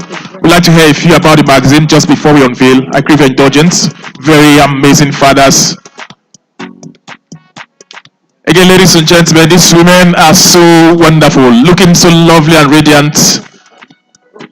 I welcome you, the very amazing, the gorgeous architect Princess Fifi. I welcome our own very mother, distinguished Senator Grace Bent, and of course, our joy can never be cut short. The joy of the Senate. I welcome Senator Joy Emodi. And so, distinguished ladies and gentlemen, it is with pleasure this time I'd like to request we hear from the convener just a few, and then the father of the day will do us the honor to unveil. A convener, please. Thank you. Just a few words, just to hear. Okay, we'll go straight to the unveiling, and then she will speak. Okay. Well, I think I missed some very powerful mothers and beautiful ladies. Now I think I see architect Princess Fifi Endu here. We know all your records and things you've done in the country. And also Senator Emodi. What architects you've done in the past. I'm glad now Bistan is taking a very, very bold step in things you've done successfully in the past. So to continue to support Bistan Group. Where is she? Where is Architect Princess? Aha! You can see as beautiful as she is. She's a very, very prolific architect in the country. One of a very successful real estate developer and architect by profession as well. Please, a beautiful round of applause. Where is Majia Bola Shagaya? She's gone? Oh, okay. Well, I think it will be a great honor when you get closer to me so that I will sap some very good energy from you. Please come closer so that I'll be in the midst of powerful women.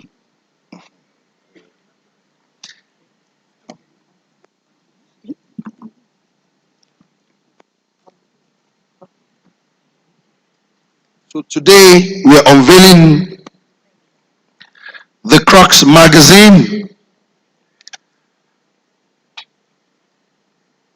for the betterment and very great information for the audience here, the entire mankind, for good use for all of us today as we commence the National HouseFair 5.0 to the glory of God Almighty, the creator of all of us, today and forever.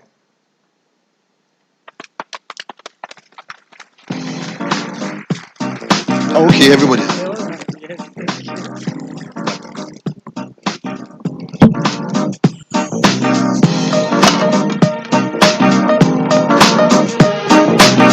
Thank you. With this, we now present officially this very lovely, amazing, wonderful project to the general public. And so I'd like to thank all these amazing fathers and mothers here. I'm just trying to put photographic records together. Again, we'd like to request one more assignment. The Vice President, we request again, you will oblige us the honor to cut this 5th anniversary cake. The cake is called the Cake of Peace. I'm celebrating Nigeria at 61. We thought of a better way to celebrate and to also symbolize 5 years in existence in terms of the fair. We like to crave the attention of Mr. Vice President, Honorable Minister of State Mines and Steel Development, and of course, a father, a very amazing father, always a father, who join us here. I'd like to request our mothers to join, and everybody on this other end of the divide, we request to join. I'd like to welcome the representative of the governor of Lagos State, the representative of the governor of Ogun State as well. The SA to the governor of Lagos State, Mrs. Toke Awoyinka, kindly just join us here as well. Thank you very much, ma. The Honorable Commissioner for Housing, Ogun State, representing the governor, I'd like to request to join us here, please. Thank you. Your Excellencies, as a trained compere, it's easy for me to just say something and we cut the cake, but I'd like to request the pleasure of one of our mothers here to do us this very great honor. Distinguished ladies and gentlemen, we call her the joy of the Senate. I'd like to please request very specially distinguished Senator Joy Emode will help us to superintend and oversee the cake cutting ceremony. May I most respectfully welcome her to do the cutting of the cake. Thank you. Okay. Thank you very much.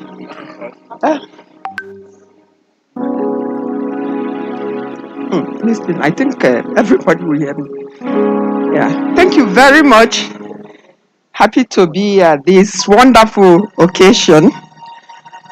And this cutting of the cake is a landmark one, not only to usher in the 5-0 Bistan event today, but to mark the peace we need in Nigeria and the unity that we require in Nigeria to make it a great nation.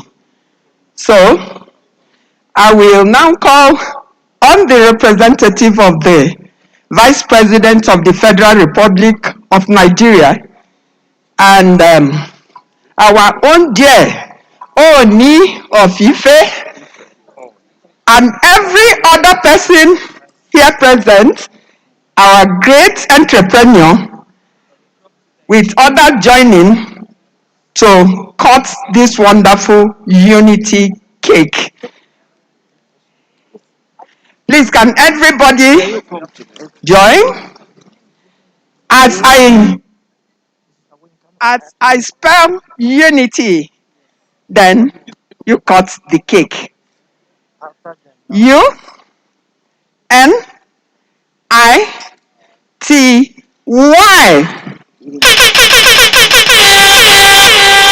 The sun will continue to fly higher and higher. We thank you, Madam. You're doing great. We are very proud of you. Thank you. Thank you very much. Can we give them a round of applause, please? Thank you so much. Yes. Thank you so much. As you go back to your seat, thank you very much. Can we give them a round of applause, please?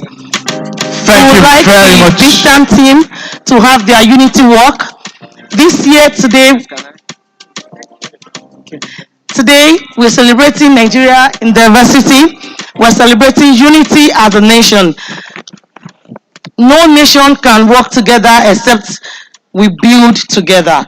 And as an organization, we want to show Nigerians that for us to achieve our desire as a nation, we must live together. Our diversity is beautiful because we can create more, we can make magics as a nation with our diversity. We would like the Bristol team to have their unity walk to show you, even as an organization, we are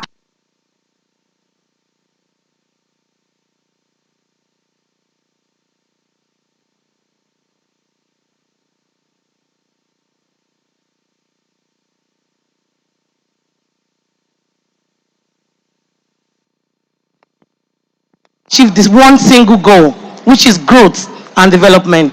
And if we can do that, I think Nigeria can also do that. Today, it is not a day for us to divide.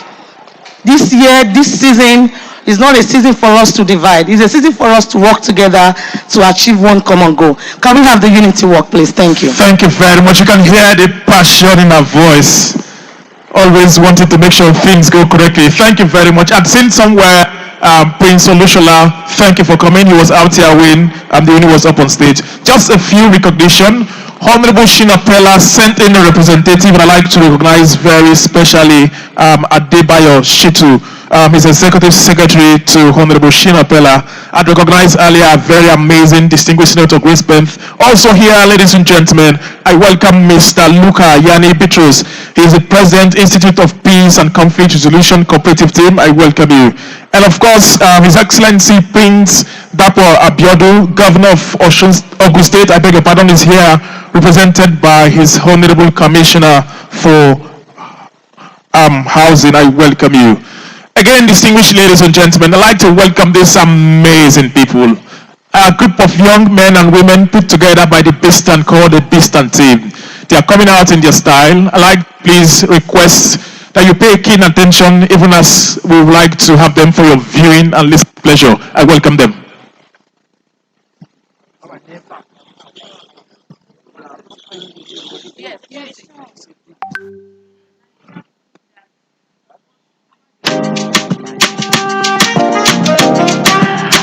Ladies and gentlemen, the unity walk now.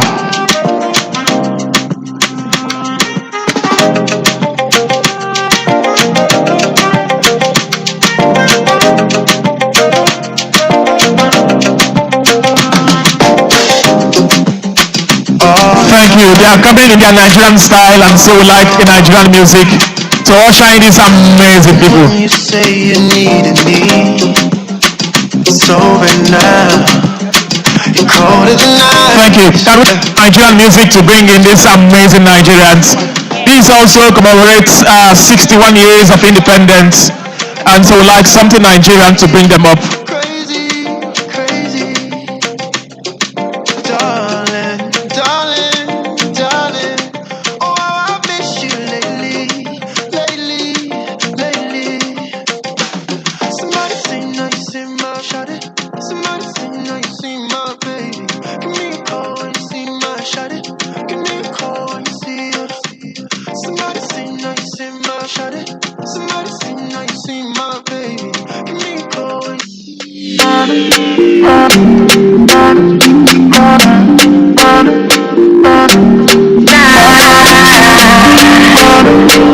Ladies and gentlemen,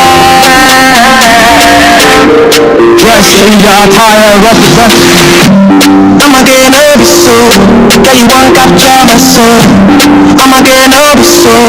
Look you want number. Better, Dressed in your attire representative. even better, They can be found in a private across possible space.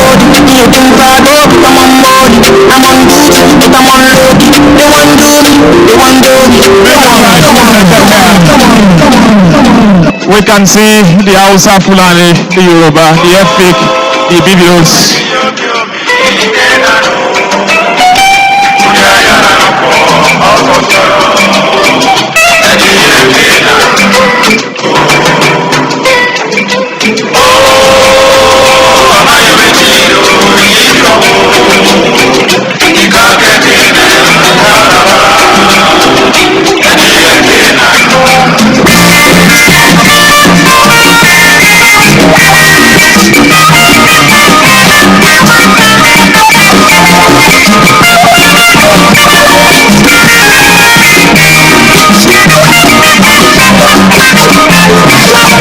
We can see them majestically giving us the cultural steps, popularly known as the Ikombi dance. Our sisters in front.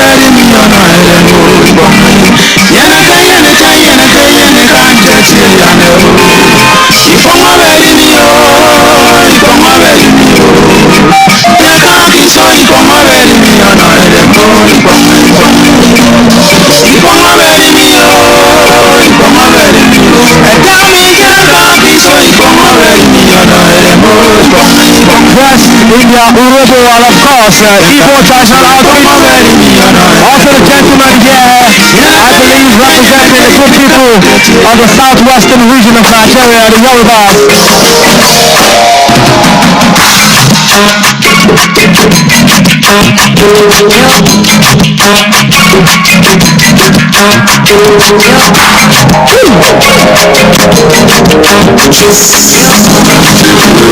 Once again, we welcome all of you to the National HouseFair. The Christian series.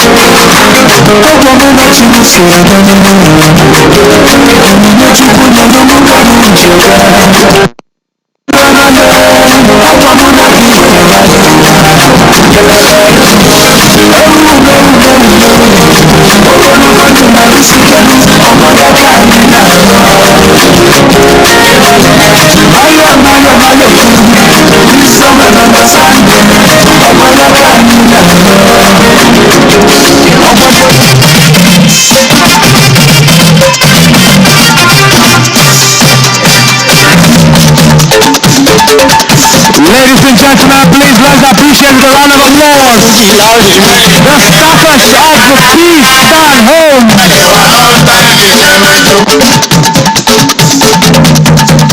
Oníkàkàkàgbọ́ tó tẹ́wọ́ jó. Iná gbogbo tó tẹ́wọ́ jó. Ìtì kò gbọ́ ó tẹ́wọ́ jó. Ìta ló gbọ́ ó tẹ́wọ́ jó. Nàìjà gbọ́ ó tẹ́wọ́ jó. Wọ́n láwọn lọ́nà méje o. Àti yóò fújì rẹpẹtẹ. Ìbẹ̀rẹ̀ má lè jẹ́ rárá. Ẹ̀wà ọ̀tá ìfẹ́ máa jó.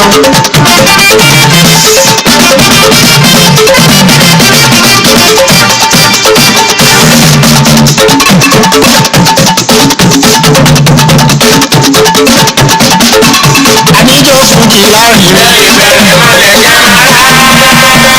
Ẹ̀wà ọ̀tá ìfẹ́ máa jó. Mo sì ń fọ́ sọ́ni mi ò tí ì sá o.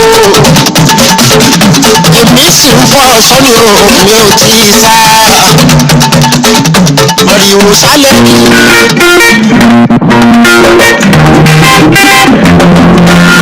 Ladies and gentlemen, taking us back to yesteryears with a soft tune of the legendary star Victor Uwaito of blessed memory. Ladies and gentlemen, the members of staff from Peace Stand Homes. At this point in time, I believe we can appreciate that with a round of applause. Please, ladies and gentlemen, do not hold back your love. Can we please clap for them, everybody. Please let's clap. Beautiful hands together for them. Thank you.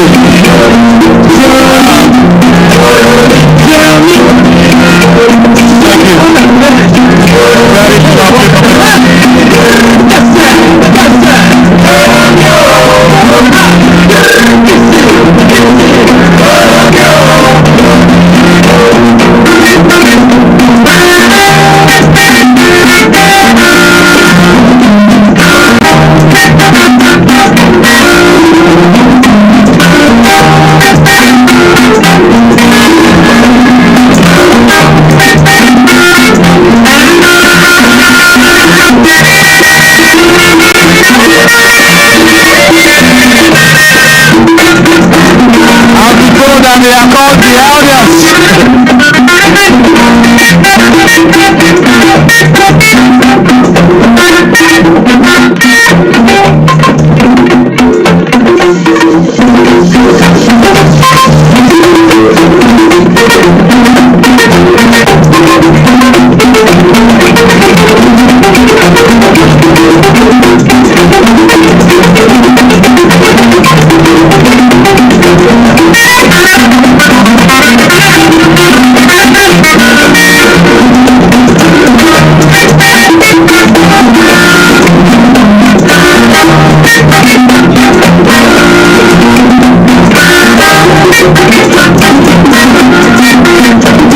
Ladies and gentlemen, we just saw a beautiful display of the culture of the good people of Nigeria. This was done by the members of staff from Beestan Homes. Please, if your hands are not busy, ladies and gentlemen, can we please appreciate them with another round of applause? Please, let's show them some love. Thank you. Well, like I said earlier, please do not leave. To those of you who are seated at the back with your raffle draw tickets, please hold on to them. The raffle draw will definitely take place. So please bear with us. I would like to recognize the presence of the DIG ICT. Please let's give a warm welcome and a round of applause for Mr. David Folawiyo MNI. Please let's clap for him. Thank you. Okay, I've just been informed that we will now take a very quick speech from the SA to His Excellency, the Governor of Lagos State. Ladies and gentlemen, we have in our midst Mrs. Toke Awoyinka. Please let's celebrate her as she comes forward. Please let's jam our beautiful hands together for her. She will be conveying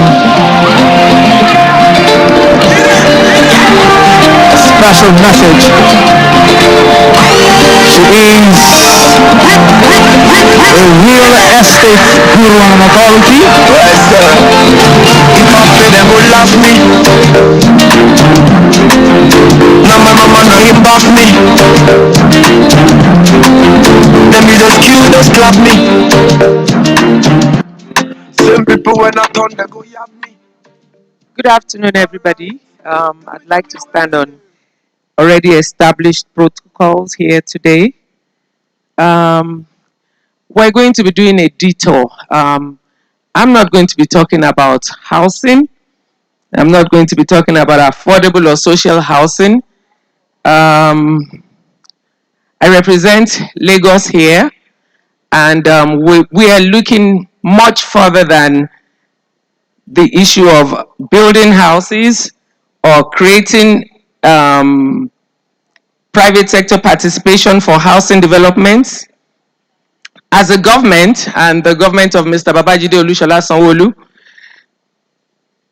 we are now looking at regulations in the aspect of real estate. So when you go everywhere in the world, all you hear about is social housing, affordable housing. But as Lagos, as we all know, which is a major construction yard as we speak, and we lead the pace in everything that we do, we as a government have moved beyond Nigeria and the rest of the states of Nigeria. And I have no apologies for saying that. Since 2007, the government of Lagos called the Estate Agency Regulatory Authority Law. And that law was actually supposed to monitor the industry, regulate the industry, and sanitize the industry. As we're all aware of, we have numerous developers all over Nigeria, all over Lagos, and we found that there was a vacuum in that space, and we decided to take up that vacuum, fill it up, and make sure that everybody in the industry abides by the rules of the game, and we as a government are actually spearheading that. So we have reviewed that agency law in 2021. It's passed the third reading at the House of Assembly in Lagos, and we're waiting for the governor's assent. So what we have done is we have required that all agents, all practitioners in real estate register with the state government. We need to know who they are. We need to know what they do. We're looking at the agents as well. We need to know what they do. We need to know where they are. Because we have seen that we have been barraged with incidents of fraud in real estate. And I'm glad we're in a gathering of practitioners here. One of the things that we preach as a state is that we should stay above board in all our transactions. So aside from us having our agents, developers register with the state government, we've also had them register their transactions. People might ask, why do we need to know what is going on in the industry or what transactions are taking place? So we have a corridor in Lagos called the Lekki Corridor, and we have over 170 estates in that corridor. Day in, day out, people go through that corridor facing traffic. They have water issues, general infrastructural problems, and this is because our developers developed without taking consideration what infrastructure the government has put in place there. So we have asked that for every developer who's registering with the Lagos State government, we need to know what transactions you're doing, we need to know what developments are going on, so that we can come in with a complementary infrastructure. So right now, the Lagos State government is building an alternate road, two alternate roads. One is the Lekki Regional Road, which will take you from VGC all the way to Freedom Road in Lekki Phase 1. And these are the things that we want to provide as a government. So that's why we want the state government, the developers and the practitioners in the state to let us know what they're doing. We're also waiting on the federal government to come and complete the road from Victoria Island that goes all the way, and I've forgotten what that road is called right now.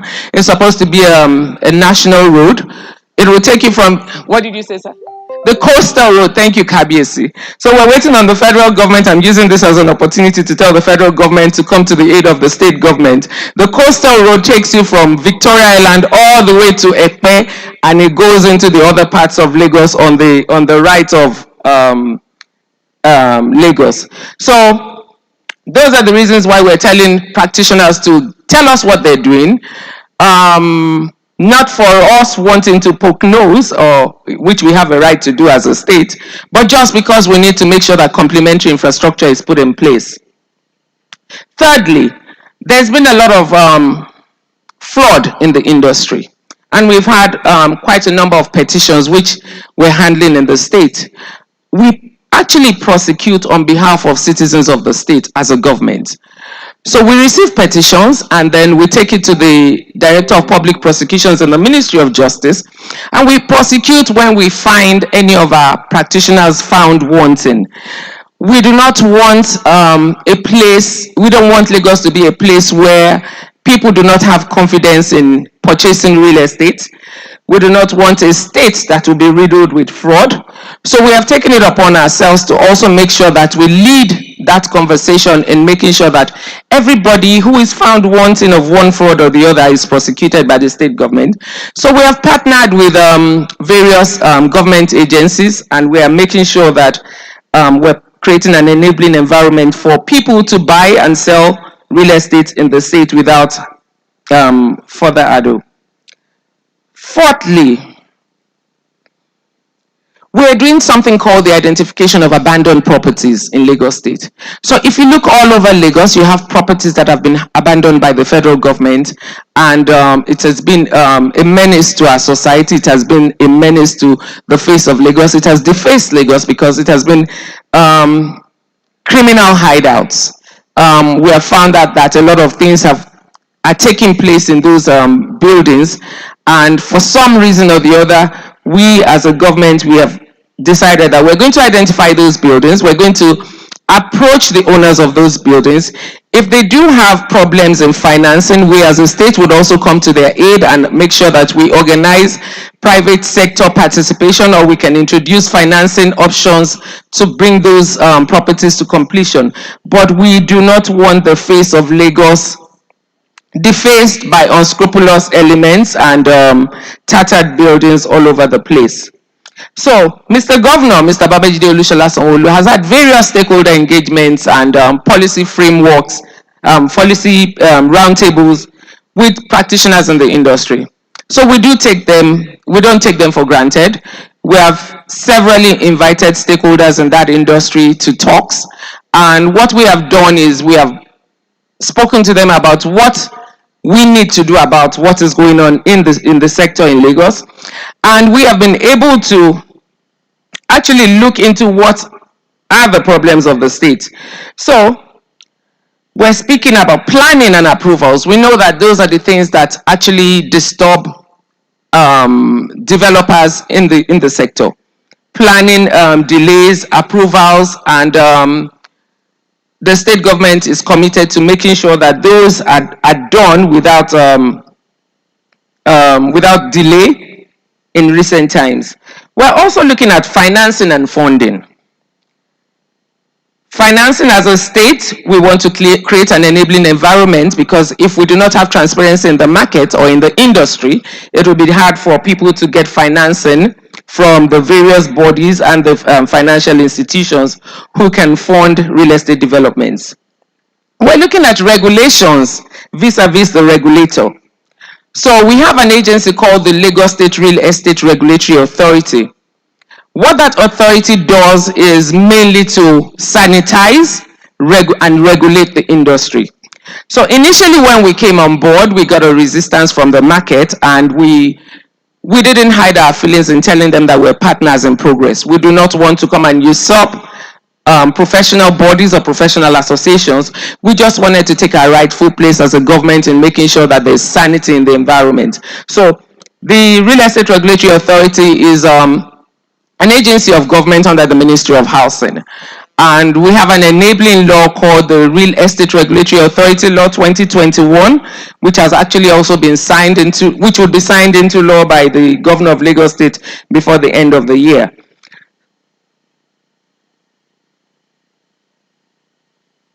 So I would now go into what we have done with our stakeholders. Severally, Mr. Governor sat with stakeholders in the industry. We looked at what are the issues affecting the industry. We looked at the energy needs of Lagos. We looked at sustainable energy. We looked at renewable energy.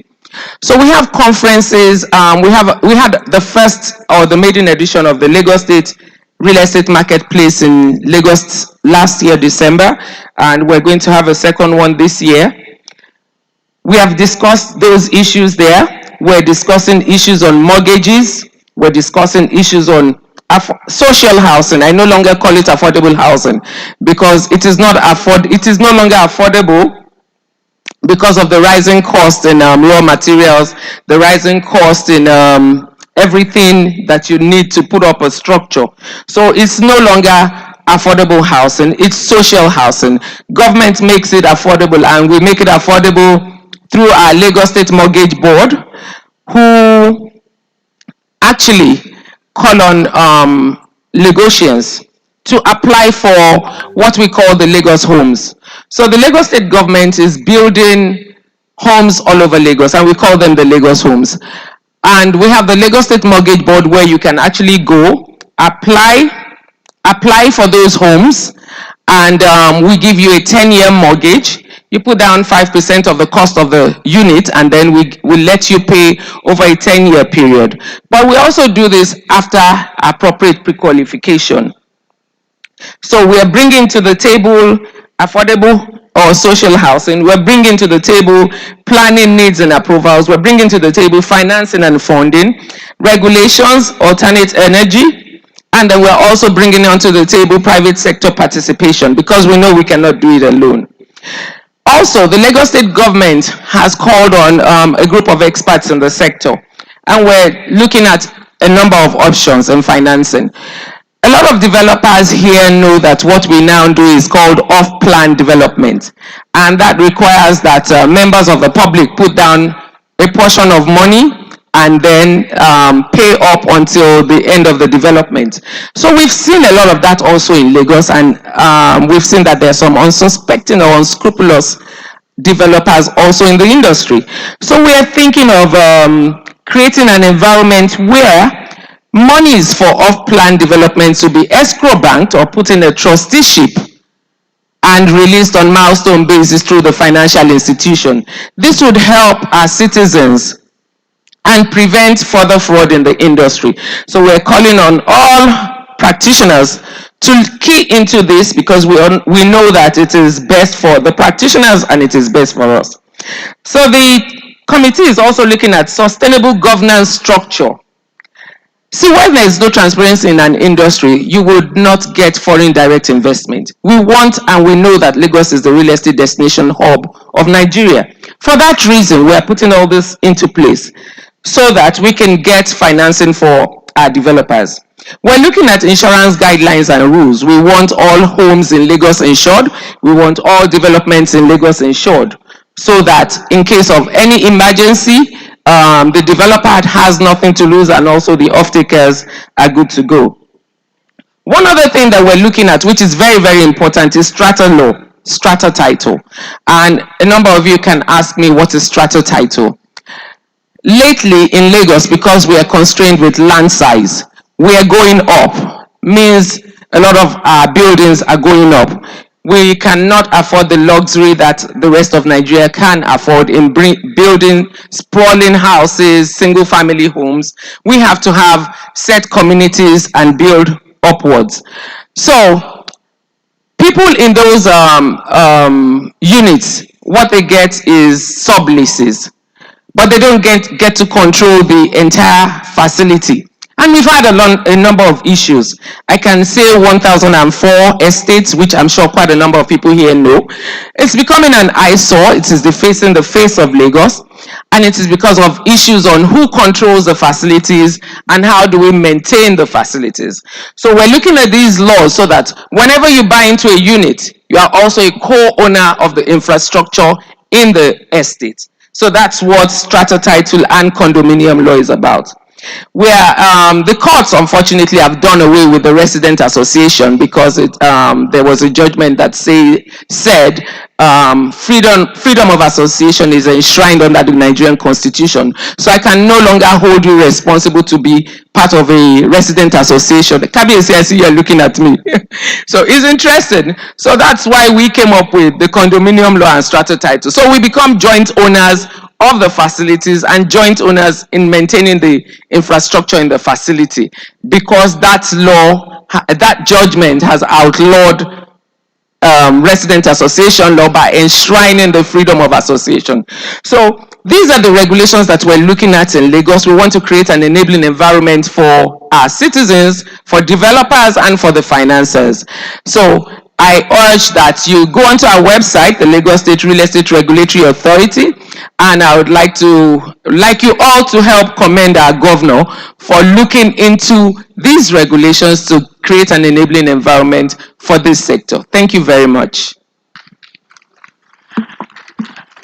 Thank you very much once again. Ladies and gentlemen, can we please appreciate Mrs. Stoker Benson Awoyinka, the Special Advisor to His Excellency the Governor of Lagos State, with another round of applause. Thank you.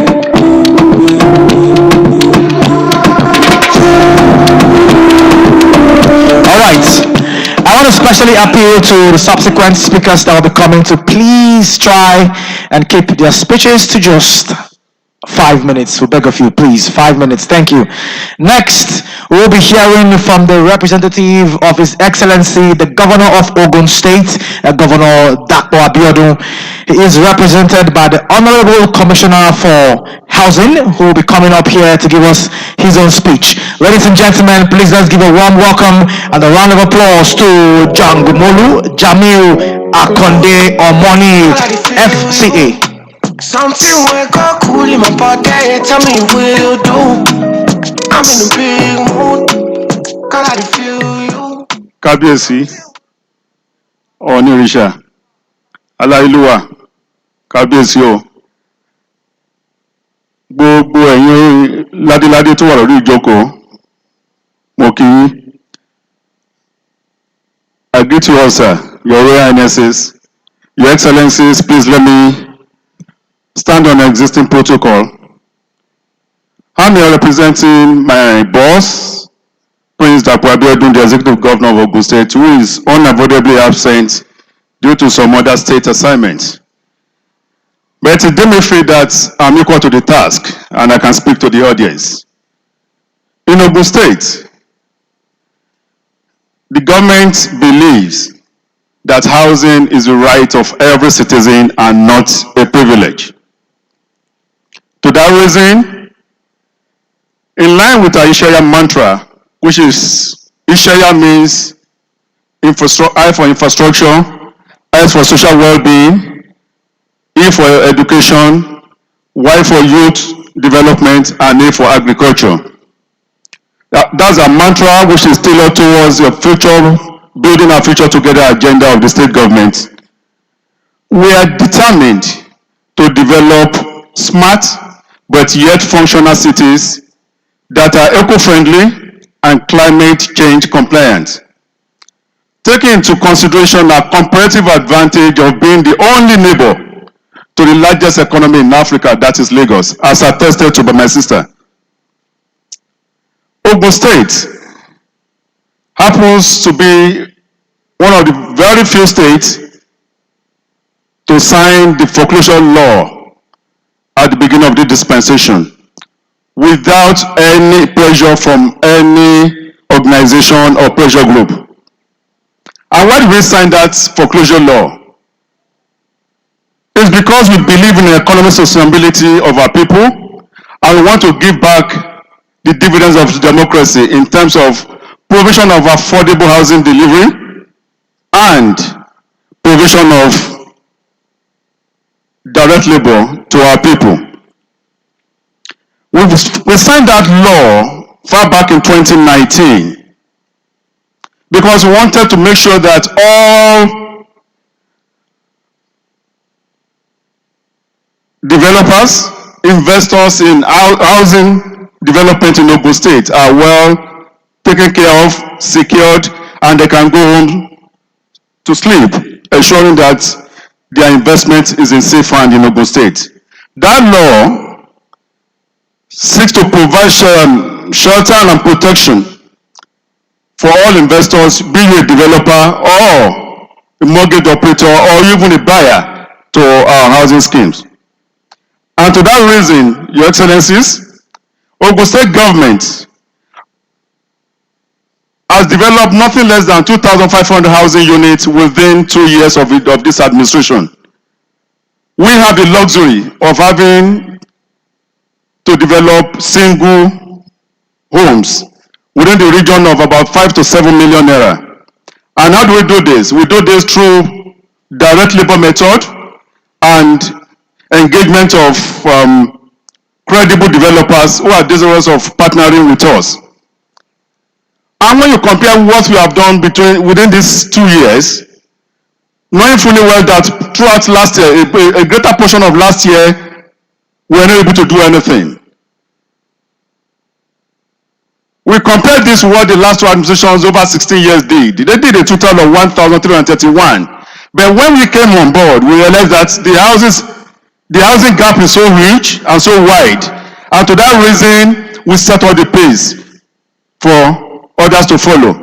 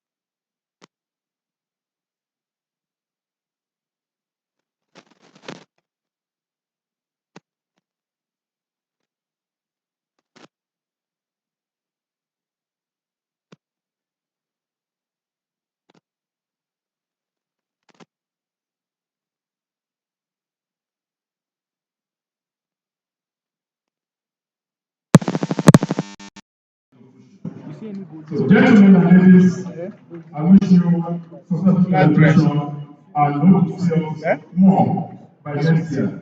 And I can assure you by next year, we'll be showcasing the success story of the state of the Thank you. Now, this is like justice. I want copy file from there.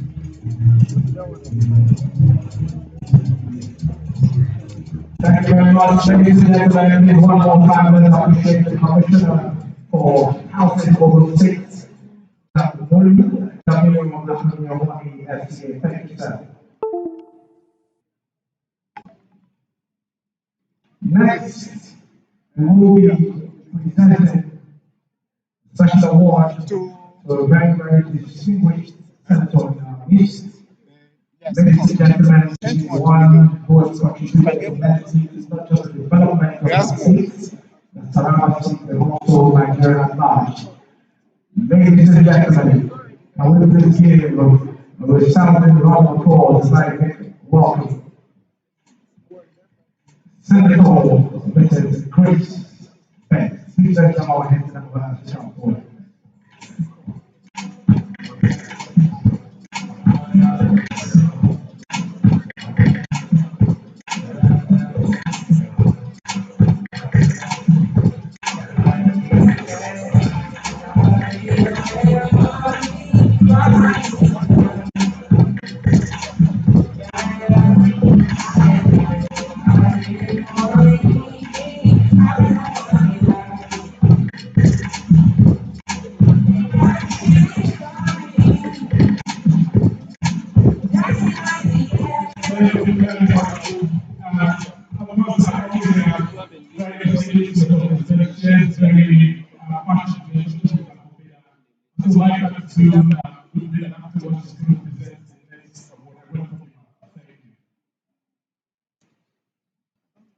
Yes, she's the senator representing Adamawa State. I apologize. Please let us have one more time.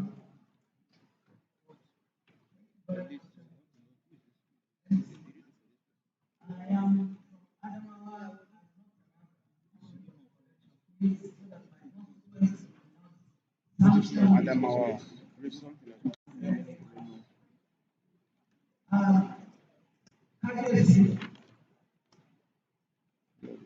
My father, not just the father, a personal father, my confidant, a woman well pleased, Oba Adeyeye, and Louis, Ojaja II, Arole Oduwa. Our royal mothers here present, the royal NSCs, my very dear friend, Architect Chiki Ejimbo. The CEO of Bistan, my own very young dear sister, who is always doing exploits, Dr. Becky Olubukola. I'm not surprised because you don't cease to amaze me, and I'm so proud of you. I am very, very happy and excited to be here at this National House Fair 5.0 happening here in Abuja, the federal capital of Nigeria. I just want to give a few goodwill messages and goodwill message and a few remarks. And my remarks is as housing affects the women in Nigeria and indeed in the world. So I want to just appeal to Bistan today to take into cognizance the role of housing in women's survival strategies. You must understand that, yes, the men build the homes, women build homes too, but the women own the homes. So when you talk about houses or housing policy, you must look at two critical areas as it affects women. The house as a dwelling place for a woman for her domestic. The house as a dwelling place for a woman that offers a woman a long and short-term security. A house as a dwelling place for a woman that contributes a lot of strength for the woman and gives woman a sense of identity. So when we look at these areas, you will understand that there must be a conscious and deliberate effort to implement very radical policies and schemes that will ensure very, very surplus provision for houses for the women all across the world. We must realize that there are severe cases of discrimination against women when it comes to inheritance of property. Because of this discrimination against women when it comes to the inheritance, because some culture till today still believe that a woman does not deserve to, partake in the inheritance of the father, which is a huge disservice and a huge taboo. My religion has proved that it is a sin to God. As a Christian, I remember a very, very important case in the Bible. Please allow me just 1 second. Where a man had just daughters, no son, all were females. And when he died, the relations wanted to deprive these children, these daughters, of their inheritance because the man didn't have a son. And what happened? In those days in the Bible, Prophet Moses was a king, a prophet at the same time. And he was in charge. And these daughters ran to Moses for help. And Moses said, give me some time. Let me seek the face of God. And Moses sought the face of God. And God told him, please, these daughters have the same right, the same privilege as the sons would have had. Please, they should be given their father's inheritance as quickly as possible. And Moses did not waste time. He called for a meeting and told them, this is God's direction. This is God's directive. And so, if God could state that categorically in the Bible, which is our manual as Christians, who says a woman should not own a home, a woman should not own as many houses as possible. In fact, in the same Bible, in Proverbs chapter 31, it talks about a virtuous woman. And amongst the attributes of a virtuous woman is for the virtuous woman to own lands and own properties. So be stand.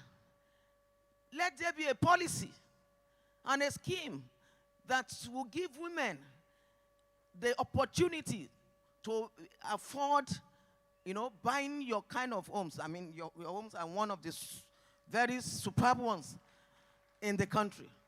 Please let there be a policy. You should please pursue this with a lot of rigor so that the women folk will have an identity in the scheme of things in the Bistan housing plans and schemes. On that note, I want to thank every one of you for making this outing an historic success. My father, Arole Odudua himself, I will not cease to appreciate you. I get excited anytime I meet you at the function. You're a father indeed. I appreciate you. Thank you for giving me this opportunity to. Thank you very much, Ma. Please, before you leave, you will help all of us here at Beaston Homes present an award to the Special Advisor to the Lagos State Governor on Housing.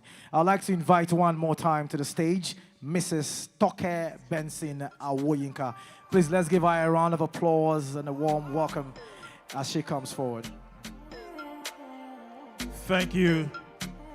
And whilst the distinguished senator was on, of course, I heard her excellent words of remarks. Indeed, it's so lovely, so memorable to always have you with us. Once again, I welcome you.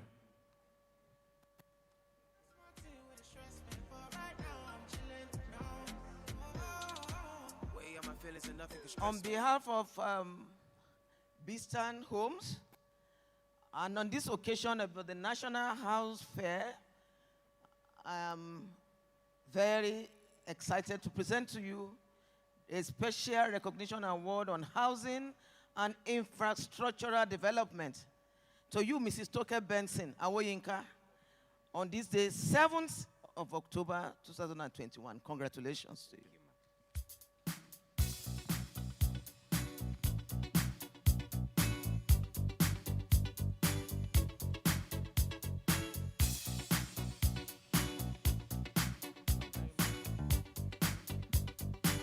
Thank you. Shall we please give them a resounding round of applause? Thank you, and thank you. Your Excellencies, distinguished ladies and gentlemen, the next speaker is an Amazon with the heart of gold. The woman has written a name so lovely and laudable all over our nation. One of her very finest, remarkable achievements is the very amazing, well-obvious edifice of the Central Bank of Nigeria headquarters. I remember once when she was on CNN, she spoke so eloquently and well. Distinguished ladies and gentlemen, one who has given a better side of humanhood. I'd like to welcome the very amazing architect, Princess Fifi Ejendu. I welcome you. Shall we give her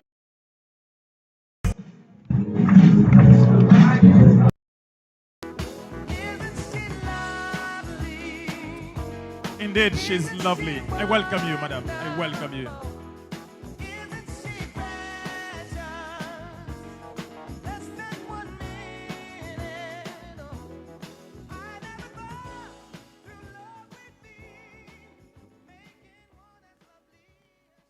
Your Excellencies, Your Royal Majesty,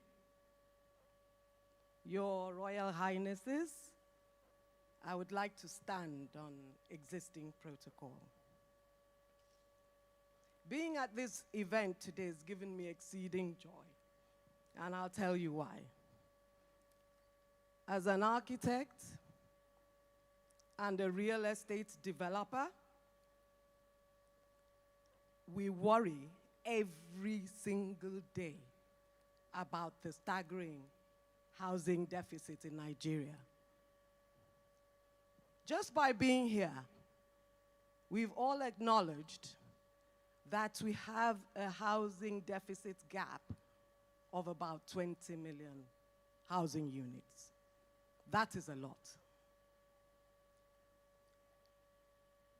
If at this event we decide that in 10 years we want to bridge this gap, I think this is the way we should go. Because I really, Dr. Becky, you are doing a great job. I will commend you very, very highly, but I'll come to that. I think at the end of my speech I will do so. But if we set, because to get results, we've got to set a goal.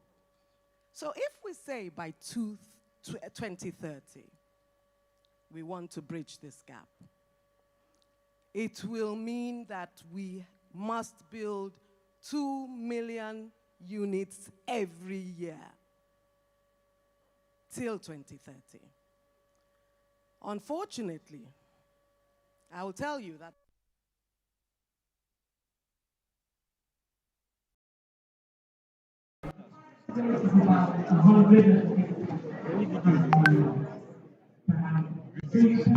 Yes, we are getting.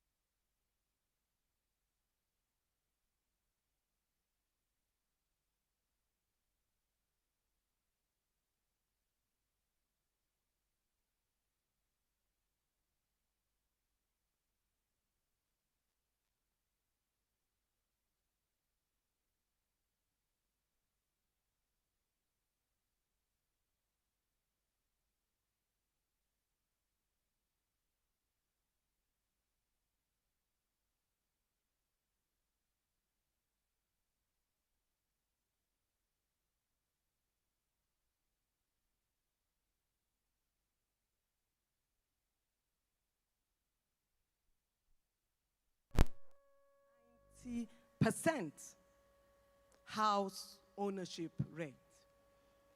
So we should be looking at social housing, and we should be looking at slum redevelopment. That is crucial at this point.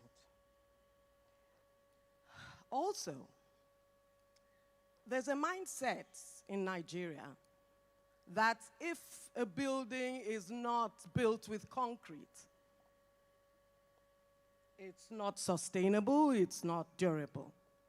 And that kind of mindset, I don't know, but we've got to work hard while we're discussing this to change that. Because there are many, many alternative building materials coming in that Nigeria should try to promote. Right now, an association of the Female Architects of Nigeria, under the Nigerian Institute of Architects, we are researching on local building materials because we know this is an issue that we must work with, and with a sense of urgency. When we look at our FX pressures now and the expensive building materials we have to import, truly, we have to try as much as possible to strengthen our local building industry, building materials industry. Thirdly, we've discussed a lot here, but I think those are the issues. Social housing, alternative building materials, comprising our local building materials. And thirdly, it's also time for the financial institutions to come up with innovative financial services that will cater to that segment of society. Affordable housing is a human right. Every single citizen has a right to shelter. So, and it's something we have to do with a sense of urgency. Thank you very much. It's been a great pleasure, and I'm sure we will have a lot of deliberations. And like this, Dr. Olubola Bukola, I'm sure you're going to make a huge difference. I'm sure you're going to make a great impact. It's a timely initiative. Thank you very much for inviting us here. And thank you all for coming. Thank you.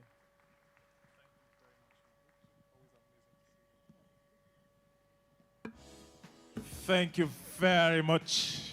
Can we please give her a round of applause? Thank you. It's lunch. I'd like to recognize Mr. Isaac and Miss Victoria Nduku, representing Anambra State Liaison Officer, Honorable Agatha Manafai. Welcome you. I don't know if I can see correctly. Yeah, is that Hafizat? Hafizat Balewa? Okay, I don't know. Distinguished ladies and gentlemen, just before the next item, I'd like to just intimate us with some proceedings here. But then, shelter can be hard to find. A place can become a home for reasons we do not understand. We build the memories that turns into what we are, then what we were. As we look back, we live in the light that comes to us. Distinguished ladies and gentlemen, it's lunch, and I'd like to give us a bit of entertainment for just 3 minutes. So I'd like to request for this breather, and then for your viewing and listening pleasure. Ladies and gentlemen, they are very amazing, about the most talented Nigerians I know.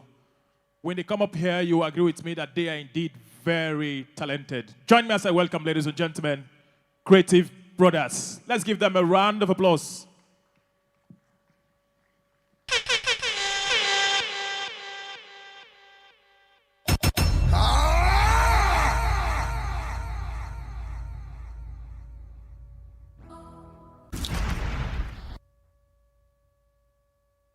It's Creative Brothers.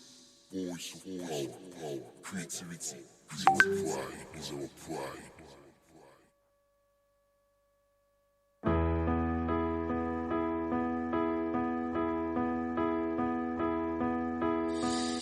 I know you're somewhere out there, somewhere somewhere far away. I want you back. I want you back. My neighbors think I'm crazy, but they don't understand. You're all I had. You're all I had.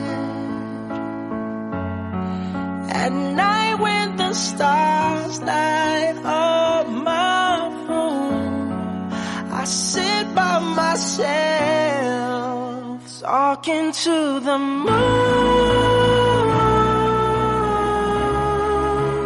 trying to get to you.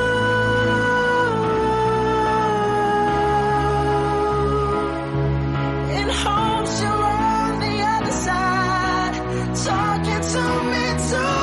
Or am I a fool who sits alone, talking to the moon? Oh,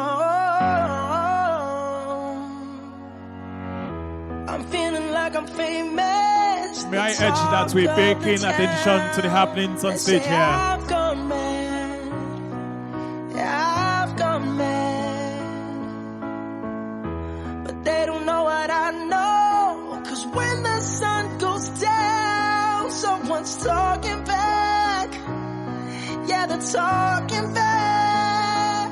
Oh, at night when the stars light up my room, I sit by myself talking to the moon,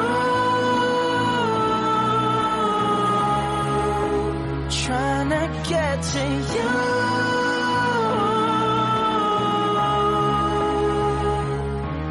In hopes you're on the other side, talking to me too.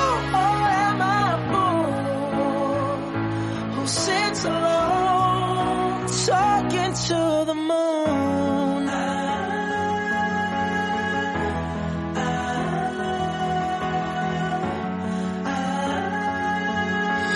Do you ever hear me calling?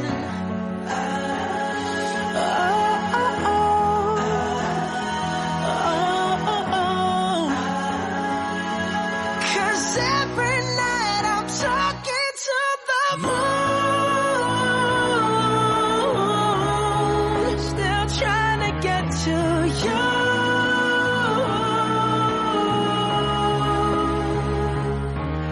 In hopes you're on the other side, talking to me too. Or am I a fool who sits alone, talking to the moon? Oh, I know you're somewhere out there, somewhere far away.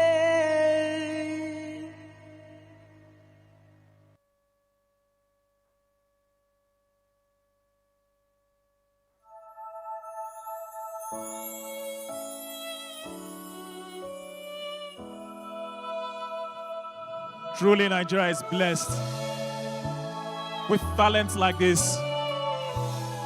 We can any day compete with our mates elsewhere. When some carry their God, you feed me, Lord. When some feed their God, you fought for me. When some fight for the God, Jesus, you know they use me play.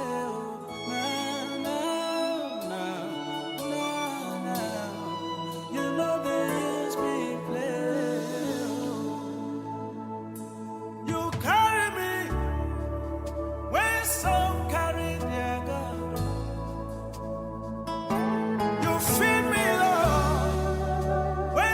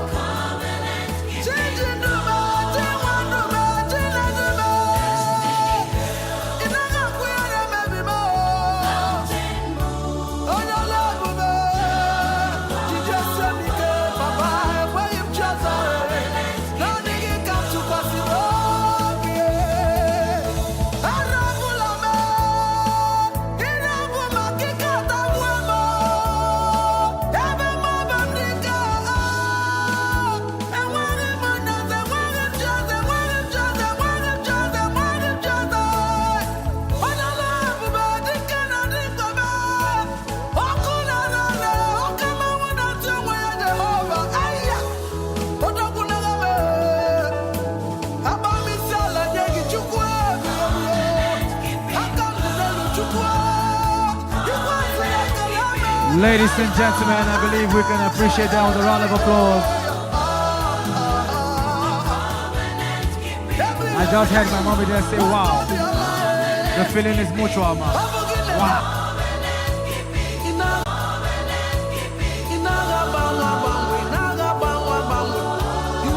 Ladies and gentlemen, please let's appreciate these talented, creative brothers. Please let's jam our hands together for them. On behalf of Bistan Homes, I want to especially say that no matter who you are, no matter what you do, please don't try this at home. It not go favor you. Thank you. They are professionals and this is what they do. Thank you very much. Ladies and gentlemen, after the next presentation of an award, we will move straight to the panel discussion. We'll have a brief comic interlude. Then we'll have a speech from the guest from LSPDC in Lagos. And then we'll also proceed through other items and then...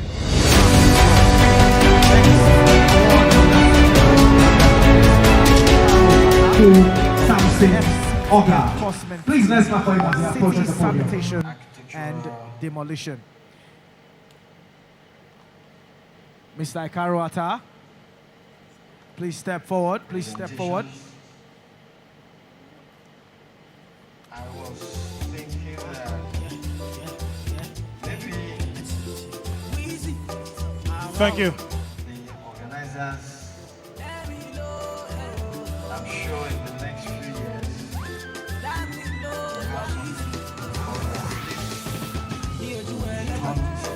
They know my story. From old dogs to do. I be hustle to work. Thank you. We shall like to make this award presentation.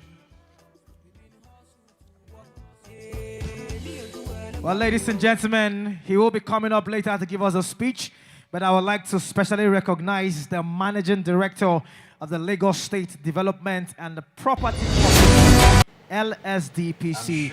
Ladies and gentlemen, please let's appreciate with a round of applause Architect Dikrula A.K. Har Husuf.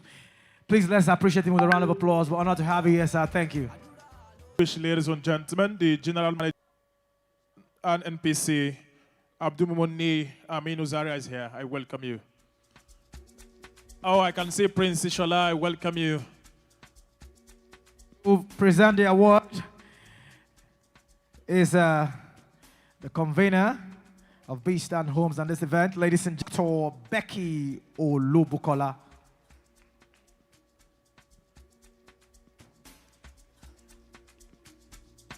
Thank you. And the man is ensuring all COVID protocols are being observed. Such an gentleman. Thank you for your efforts, especially during the time when we had to see only on you. Thank you, sir. Thank you very much. Distinguished ladies and gentlemen, shortly